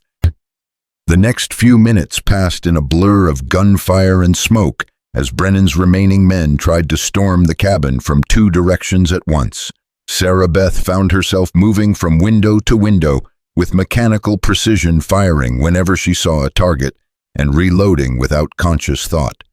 Some distant part of her mind was amazed at how calm she felt, how naturally the rhythm of combat seemed to come to her. Elias was a revelation, moving through the cabin like a predator, appearing at windows and doorways, just long enough to place precise shots before disappearing again. Sarah Beth began to understand that her husband was far more than just a mountain rancher. He moved and fought like a man who had done this before many times. "Who are you?" she found herself asking during a brief lull in the firing. "Tell you later," he replied, checking his ammunition. "Right now we need to—" The world exploded. The blast came from the direction of their front door, and Sarah Beth felt the entire cabin shake as if hit by an earthquake. Smoke and dust filled the air, and she could hear Brennan shouting something about dynamite. "They blew the door," Elias called, his voice nearly lost in the ringing in Sarah Beth's ears. "They're coming in." Sarah Beth could hear boots on the wooden floor of their main room, moving with the confidence of men who thought the fight was over. She pressed herself against the bedroom wall beside the doorway, shotgun ready, and waited. The first man through the door never saw her. The shotgun blast at close range lifted him off his feet and slammed him against the far wall with a wet, final sound. The second man had time to raise his rifle before Sarah Beth's remaining barrel caught him in the chest. In the sudden silence that followed, she could hear only the sound of her own ragged breathing and the settling of dust from the explosion. The acrid smell of gunpowder was so thick she could taste it, and her ears were ringing so loudly that she almost missed the sound of slow applause from the main room. "Very impressive, Mrs. Turner." Brennan's voice was coming from just outside the bedroom doorway, close enough that she could hear the genuine admiration in his tone. Sarah Beth's blood turned to ice as she realized her shotgun was empty and her husband was nowhere to be seen. "You've got real talent for this kind of work. Natural instincts, steady hands, no hesitation when it comes to pulling the trigger. Your husband chose well." "Where is he?" Sarah Beth demanded, trying to keep her voice steady. "Alive for now, though he's not in any condition to help you at the moment." Brennan stepped into view, his silver hair disheveled, and a thin line of blood running down his cheek, where flying debris had cut him. "Drop the shotgun, Mrs. Turner. This doesn't have to end badly for you." Sarah Beth looked at the empty weapon in her hands, then at Brennan's face. She could see the cold calculation in his eyes, the way he was already planning what came next. This man had no intention of letting her live, no matter what she did. "I don't think so," she said quietly. Brennan's eyebrows rose slightly. "You're going to fight me with an empty shotgun. I'm going to fight you with whatever I have. Even knowing you can't win, especially knowing I can't win, because some things are worth dying for, and this is one of them." For a moment, something that might have been respect flickered in Brennan's eyes. Then it was gone, replaced by the flat, deadly expression of a man about to complete an unpleasant but necessary task. "Your choice," he said, raising his pistol. The rifle shot came from behind him, the bullet taking Brennan high in the chest and spinning him around like a child's toy. He crashed into the bedroom wall and slid down it, leaving a red smear against the rough wood. His pistol clattered across the floor, coming to rest near Sarah Beth's feet. Elias appeared in the doorway, blood streaming from a gash on his forehead and his left arm hanging at an odd angle. But his eyes were clear and his rifle was steady as he kept it trained on Brennan's motionless form. "Are you hurt?" he asked, Sarah Beth, his voice hoarse with smoke and strain. "No. You. I'll live. Can't say the same for them." Sarah Beth looked around at the destruction of their home, the blown-out door, the shattered windows, the bodies scattered across their floor. The peaceful cabin where she had found happiness for the first time in her life was now a battlefield, and she could smell the metallic scent of blood mixing with the acrid smoke of gunpowder. "Is it over?" she asked. "This part is." Elias lowered his rifle and leaned against the wall, suddenly looking exhausted. "But they'll send more. This was just the opening move. Then we'd better be ready for the next one." Elias looked at her with something that might have been awe. "You killed 4 men today, Sarah Beth. 4 professional killers, and you're talking about getting ready for the next fight. They came to my home, they threatened my husband, they tried to take what belongs to me." Sarah Beth picked up Brennan's pistol and checked the loads with movements that were becoming automatic. "I'm not going to let that happen again. What if the next ones are better? What if they send 12 men instead of 6? Then we'd better make sure we're ready for 12 men." They spent the rest of the day cleaning up the aftermath of the battle and preparing for whatever came next. The bodies were dragged outside and covered with canvas they would need to be dealt with properly, but that could wait until they were sure no more gunmen were coming. Elias's injuries were worse than he had initially let on. His left arm was dislocated and possibly broken, and the gash on his forehead required stitching. Sarah Beth found herself playing doctor, setting bones and sewing flesh with the same steady hands that had killed 4 men just hours before. "You never answered my question," she said as she worked on his arm. "Who are you really? Because mountain ranchers don't usually fight like that." Elias was quiet for so long that she thought he might not answer. When he finally spoke, his voice was barely above a whisper. "I was a soldier. Before I came here, before I met Mary. Fought in the Indian Wars for 5 years, then spent 2 more years as a civilian scout." He winced as she manipulated his shoulder back into place. "I killed a lot of men in those days, more than I care to remember. Is that why you came here, to get away from that life? Mary helped me see that there was another way to live, that I didn't have to be defined by the things I'd done in uniform." His gray-green eyes found hers. "I thought I was done with killing, thought I'd left that part of myself buried. And now I'm remembering why I was good at it, and I'm remembering that sometimes killing is the only way to protect what matters." That evening, as they sat by their fireplace with rifles across their laps and pistols within easy reach, Sarah Beth found herself thinking about the girl who had stood on that auction platform just weeks before. That girl had been powerless, defenseless, with no control over her own fate. This woman, Mrs. Sarah Beth Turner, had just fought off 6 professional killers and was already planning for the next battle. "Do you regret it?" Elias asked suddenly. "Marrying me, I mean, getting caught up in all this." Sarah Beth considered the question as she cleaned the shotgun that had saved both their lives. The barrel was still warm from the day's violence, and she could smell the lingering scent of gunpowder on her hands.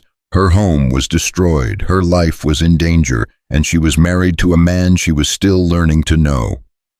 "No," she said finally, "I don't regret any of it. For the first time in my life, I'm fighting for something that belongs to me, something worth having.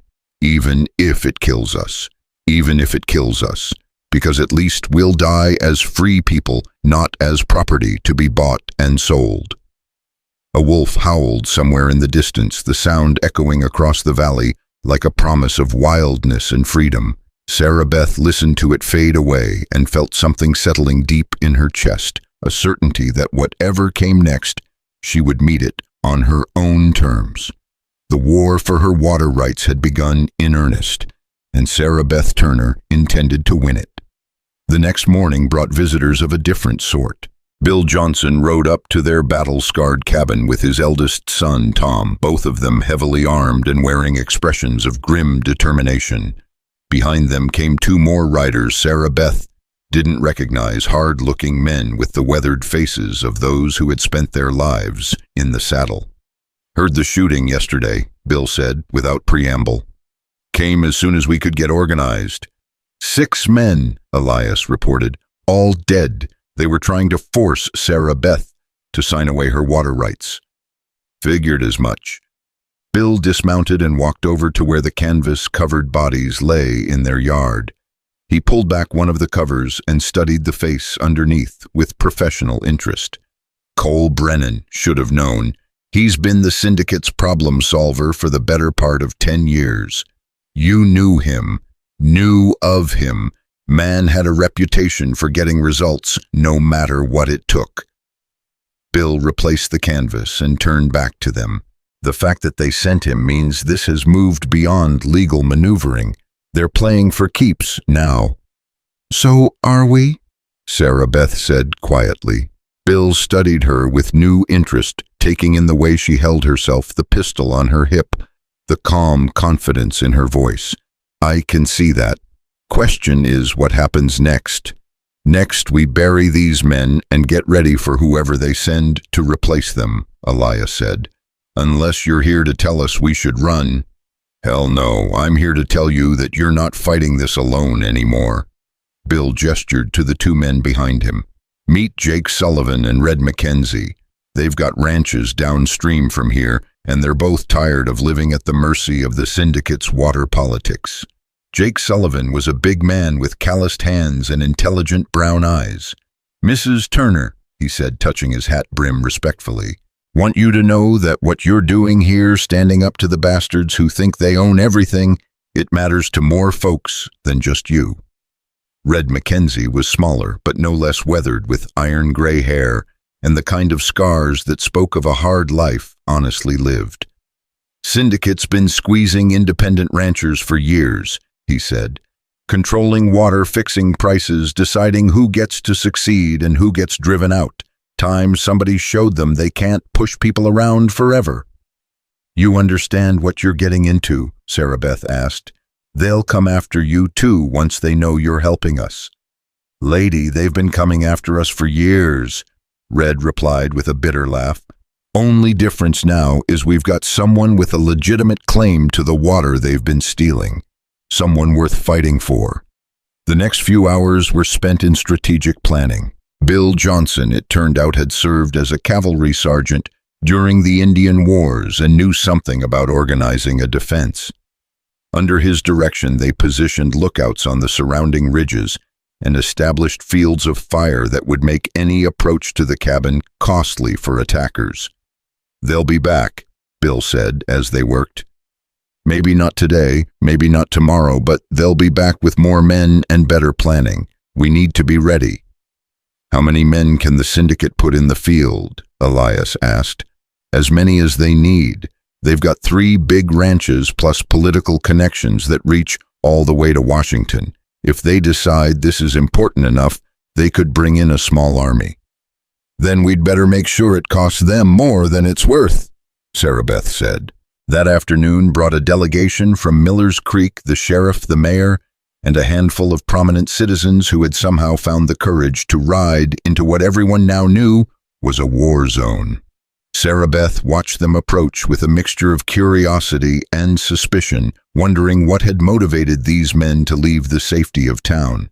Sheriff Coleman was a heavy-set man in his 50s, who had built his career on avoiding trouble rather than confronting it. He dismounted with obvious reluctance and approached the cabin with the careful steps of someone walking through a minefield.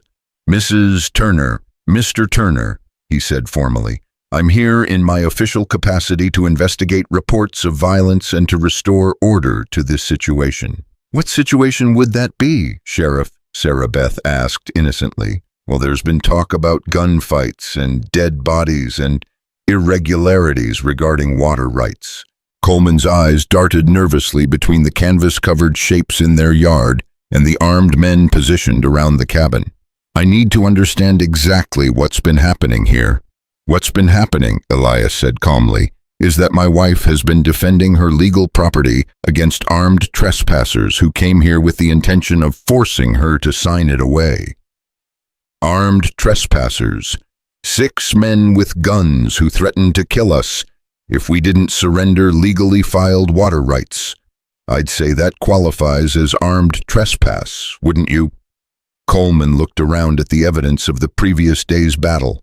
The blown-out door, the shattered windows, the bullet holes in the cabin walls. "This looks like more than just defending property. This looks like a war."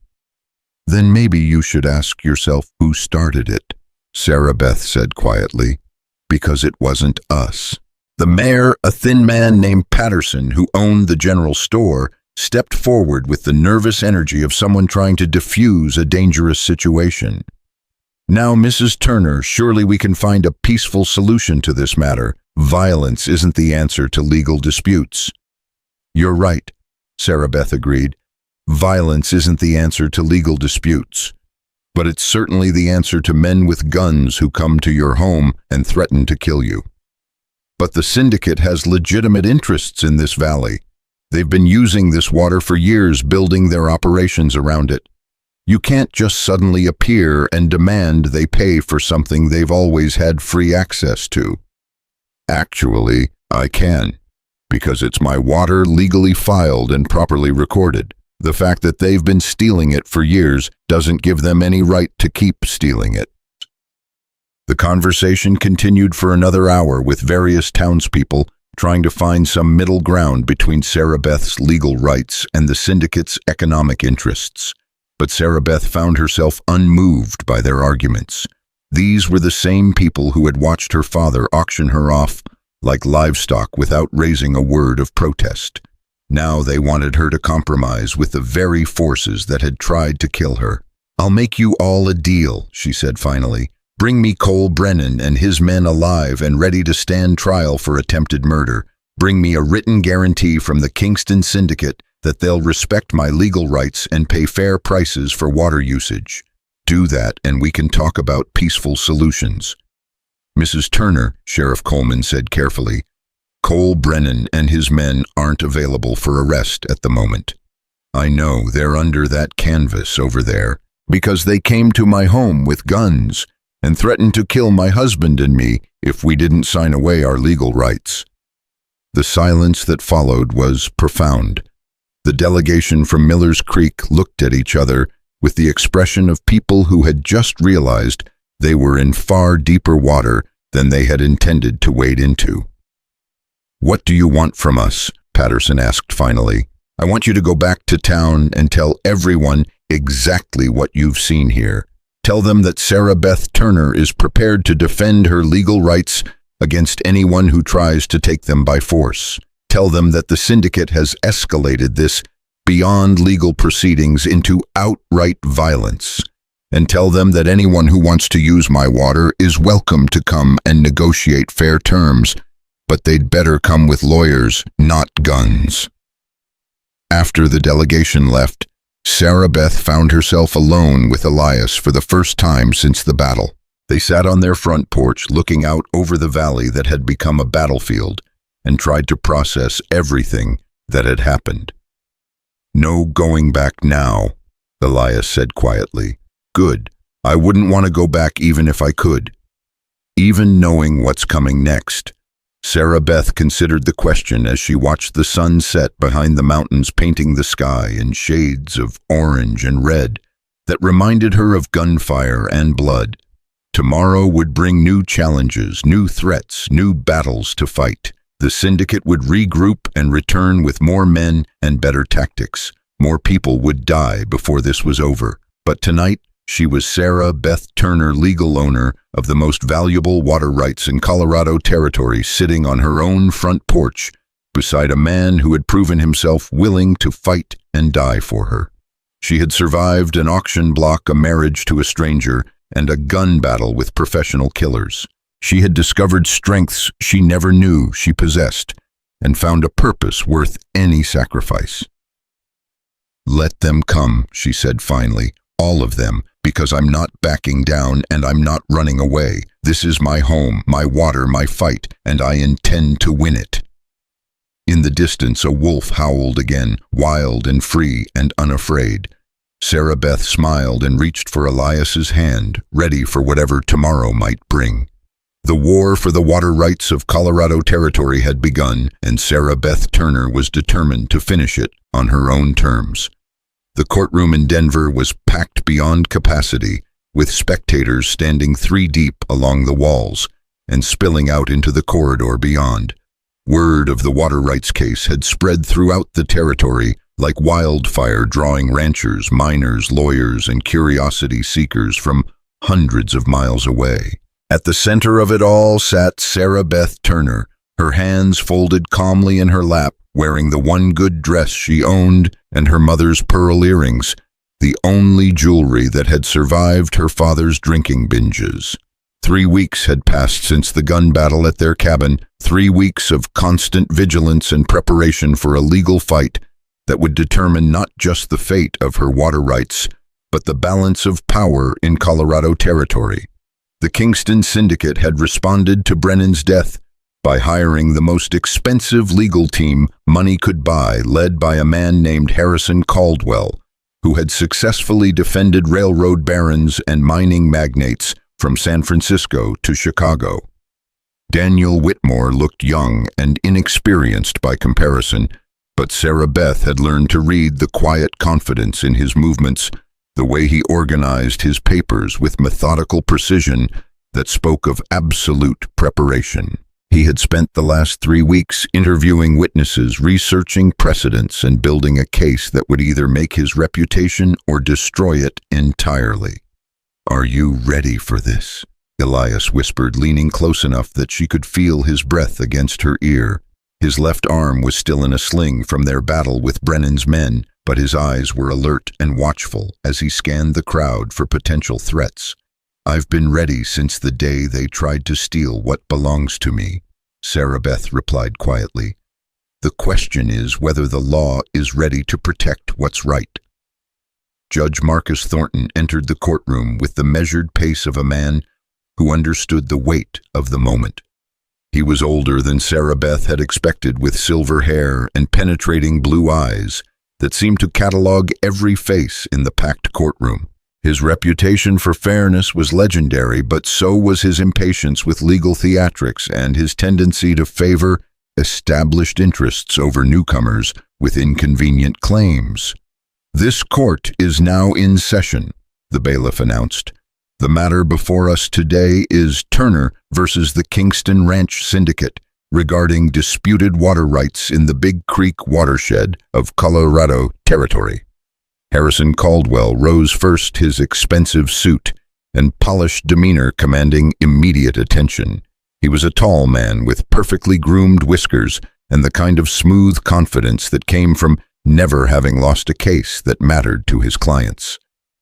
"Your Honor," Caldwell began, his voice carrying easily to every corner of the courtroom, "what we have before us today is not a legitimate legal dispute, but rather an attempt by opportunistic individuals to extort money from honest businessmen who have invested their lives and fortunes in developing this territory. The so-called water rights being claimed by Mrs. Turner are based on documents that are at best questionable in their validity and at worst outright forgeries designed to defraud legitimate users of a public resource." A murmur ran through the courtroom, and Sarah Beth felt her cheeks burn with indignation. Forgeries. He was calling her mother's carefully preserved documents forgeries, reducing Margaret Hawkins' foresight to criminal fraud. Furthermore, Caldwell continued warming to his theme. Even if these documents were genuine, which we strenuously deny, they would be invalid under current territorial law, which recognizes the principle of beneficial use over mere paper claims. The Kingston Syndicate and its associated ranchers have been making beneficial use of Big Creek water for over a decade, investing hundreds of thousands of dollars in infrastructure and employing thousands of workers who depend on continued access to this water for their livelihoods. He gestured towards the gallery where Sarah Beth could see dozens of men who looked like ranch hands and miners, their faces hard with the kind of desperation that came from economic uncertainty. To suddenly declare that this water belongs to a single individual, a woman who has lived in this valley for less than 2 months, would be to destroy the investments and employment that have made this territory prosperous. It would be to reward speculation over honest labor, legal technicalities over economic reality.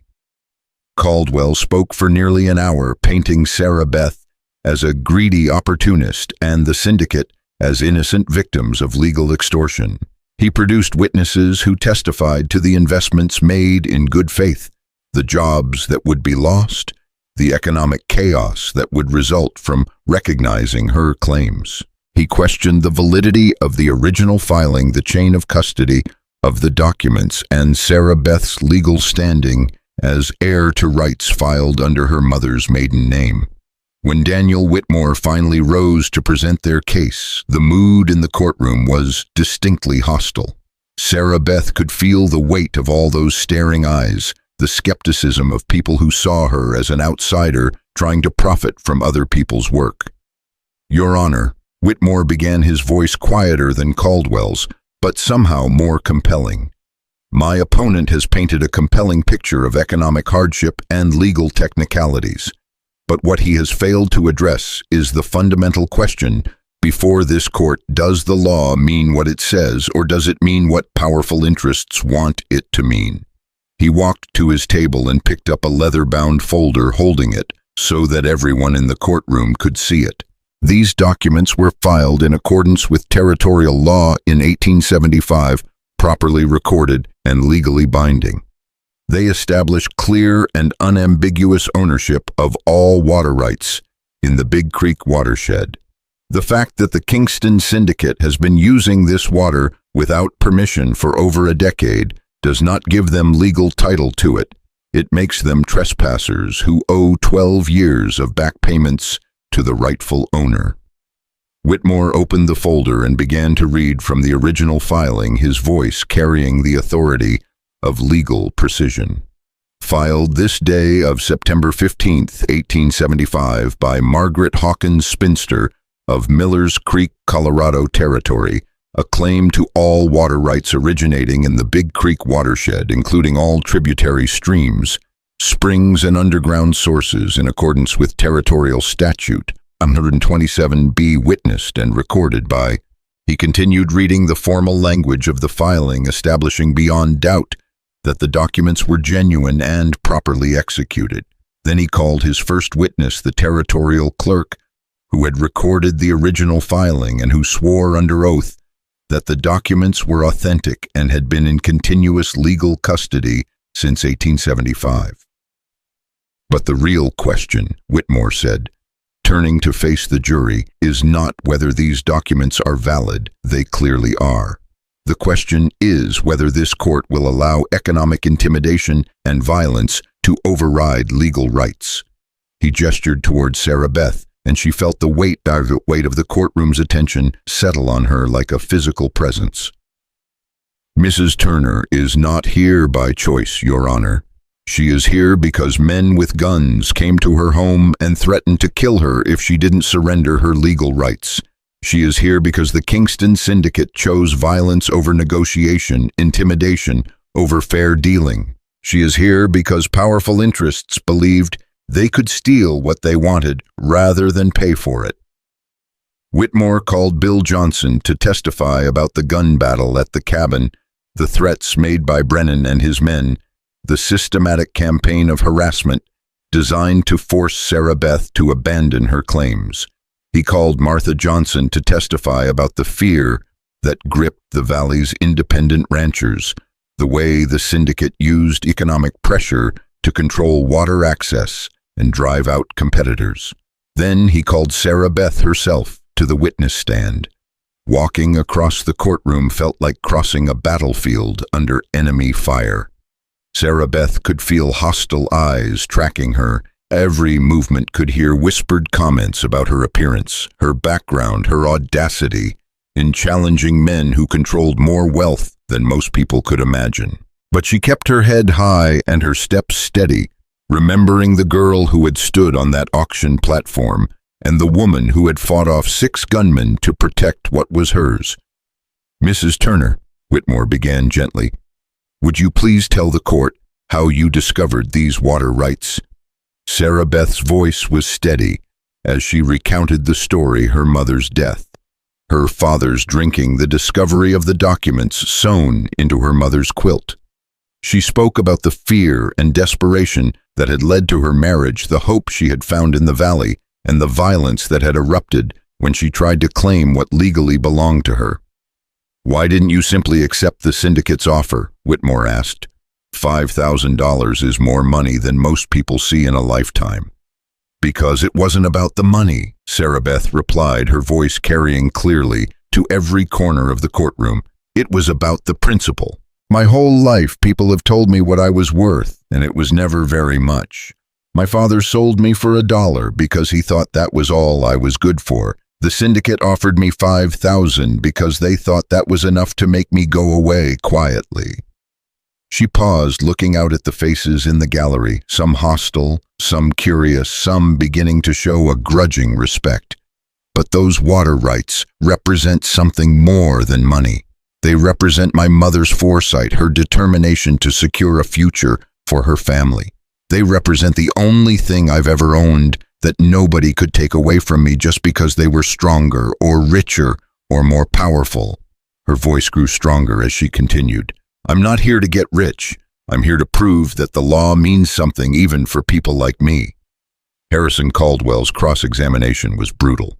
He questioned every aspect of her story, suggested she had forged the documents herself, implied that her marriage to Elias was part of an elaborate fraud scheme. He brought up her father's drinking, her sale at auction, her lack of education and social standing.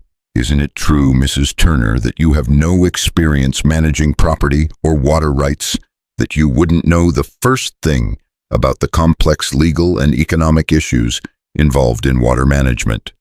"It's true that I don't have experience," Sarah Beth admitted, "but I'm willing to learn, and I'm willing to work with anyone who wants to negotiate fair terms for water usage. What I'm not willing to do is give up what belongs to me just because other people want it." "And isn't it also true that you have no real connection to this valley, that you've lived here for less than 2 months, while my clients have invested their lives and fortunes in developing this land?"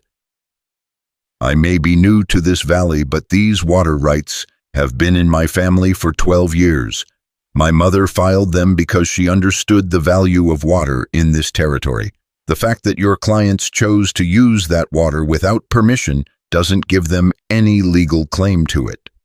So you would destroy the livelihoods of hundreds of workers, bankrupt legitimate businesses, and throw this entire region into economic chaos, all for the sake of a legal technicality."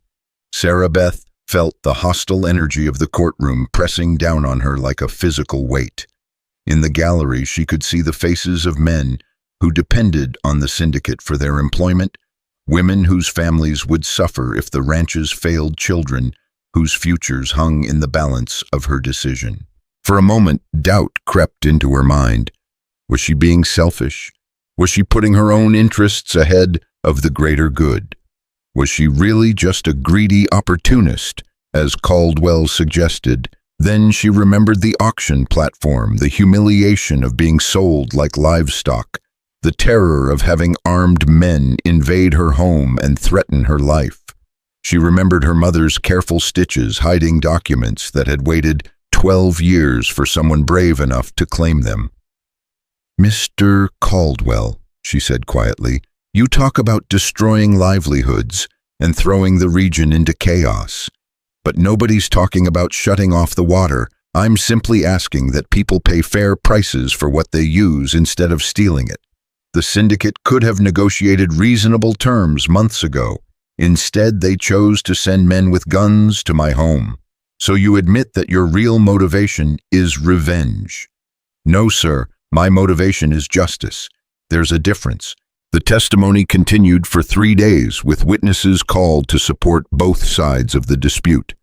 The Territorial Water Commissioner testified about the validity of the original filing and the proper procedures for establishing water rights. Mining engineers testified about the economic impact of recognizing Sarah Beth's claims. Ranch foremen testified about the investments made in good faith by their employers. But the turning point came when Whitmore called his final witness, a weather-beaten prospector named Samuel Hayes, who had been working claims in the high country for over 20 years. "Mr. Hayes," Whitmore began, "were you present when the original water rights filing was made in 1875? "Yes, sir, I was. I was working a claim up in Dead Man's Gulch at the time, and I rode down to Miller's Creek to register my own claim at the territorial office." "Do you remember Margaret Hawkins?" "I surely do. Pretty young woman, very determined.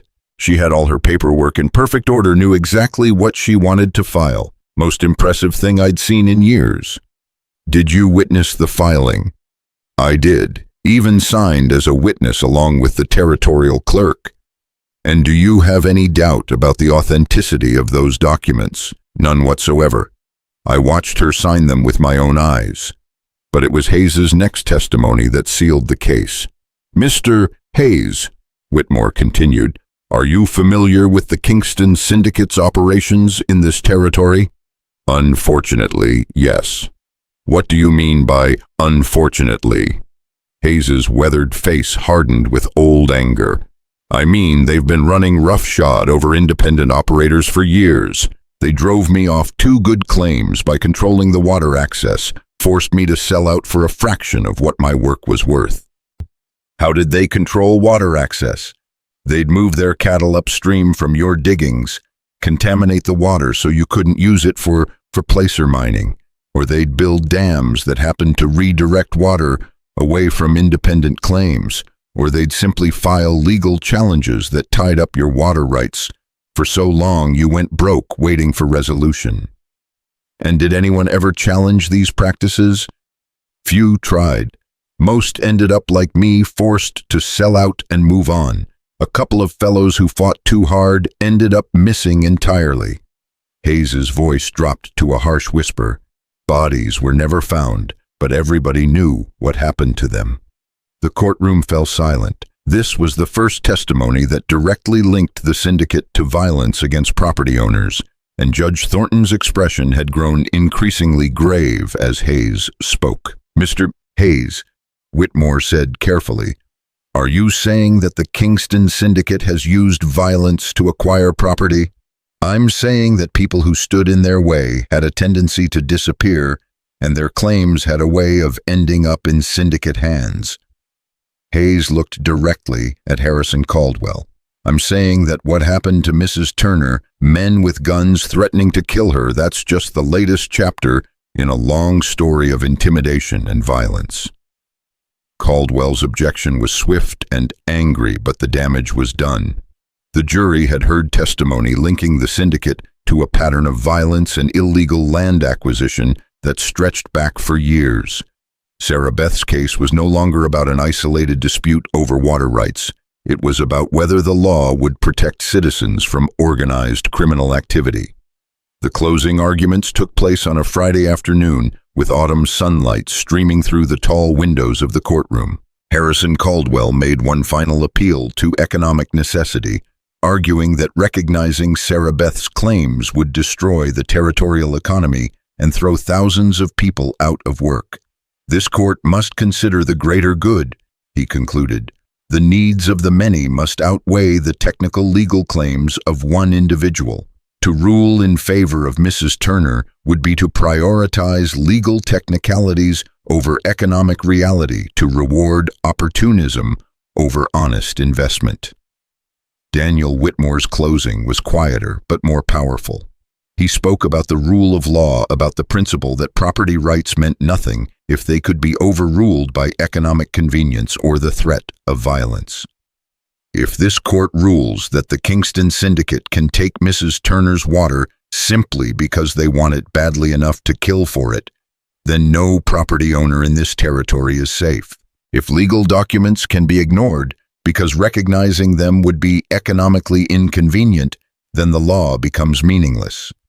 He paused, looking directly at each member of the jury. Mrs. Turner is not asking for charity or special consideration. She is asking for the law to mean what it says. She is asking for the same protection that any property owner should expect from their government. She is asking that right be stronger than might, that justice be more powerful than intimidation. The jury deliberated for 6 hours. Sarah Beth spent that time in a small room adjacent to the courtroom, pacing restlessly, while Elias sat in a chair by the window, his good hand resting on the grip of his pistol. Even here, in the heart of Denver's legal district, they couldn't be certain that the syndicate wouldn't try one last desperate move to eliminate their problem permanently. "Whatever happens," Elias said quietly, "you've already won the most important battle." "How do you figure that?" "You've proven that Sarah Beth Turner isn't for sale. Not for $1, not for $5,000, not for any amount of money.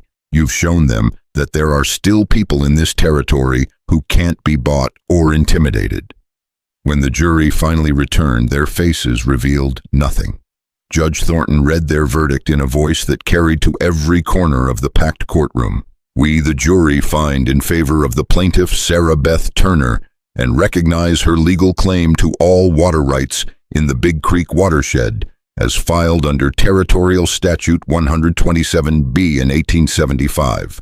We further find that the defendants have been in violation of these rights and order immediate cessation of unauthorized water usage pending negotiation of fair licensing agreements."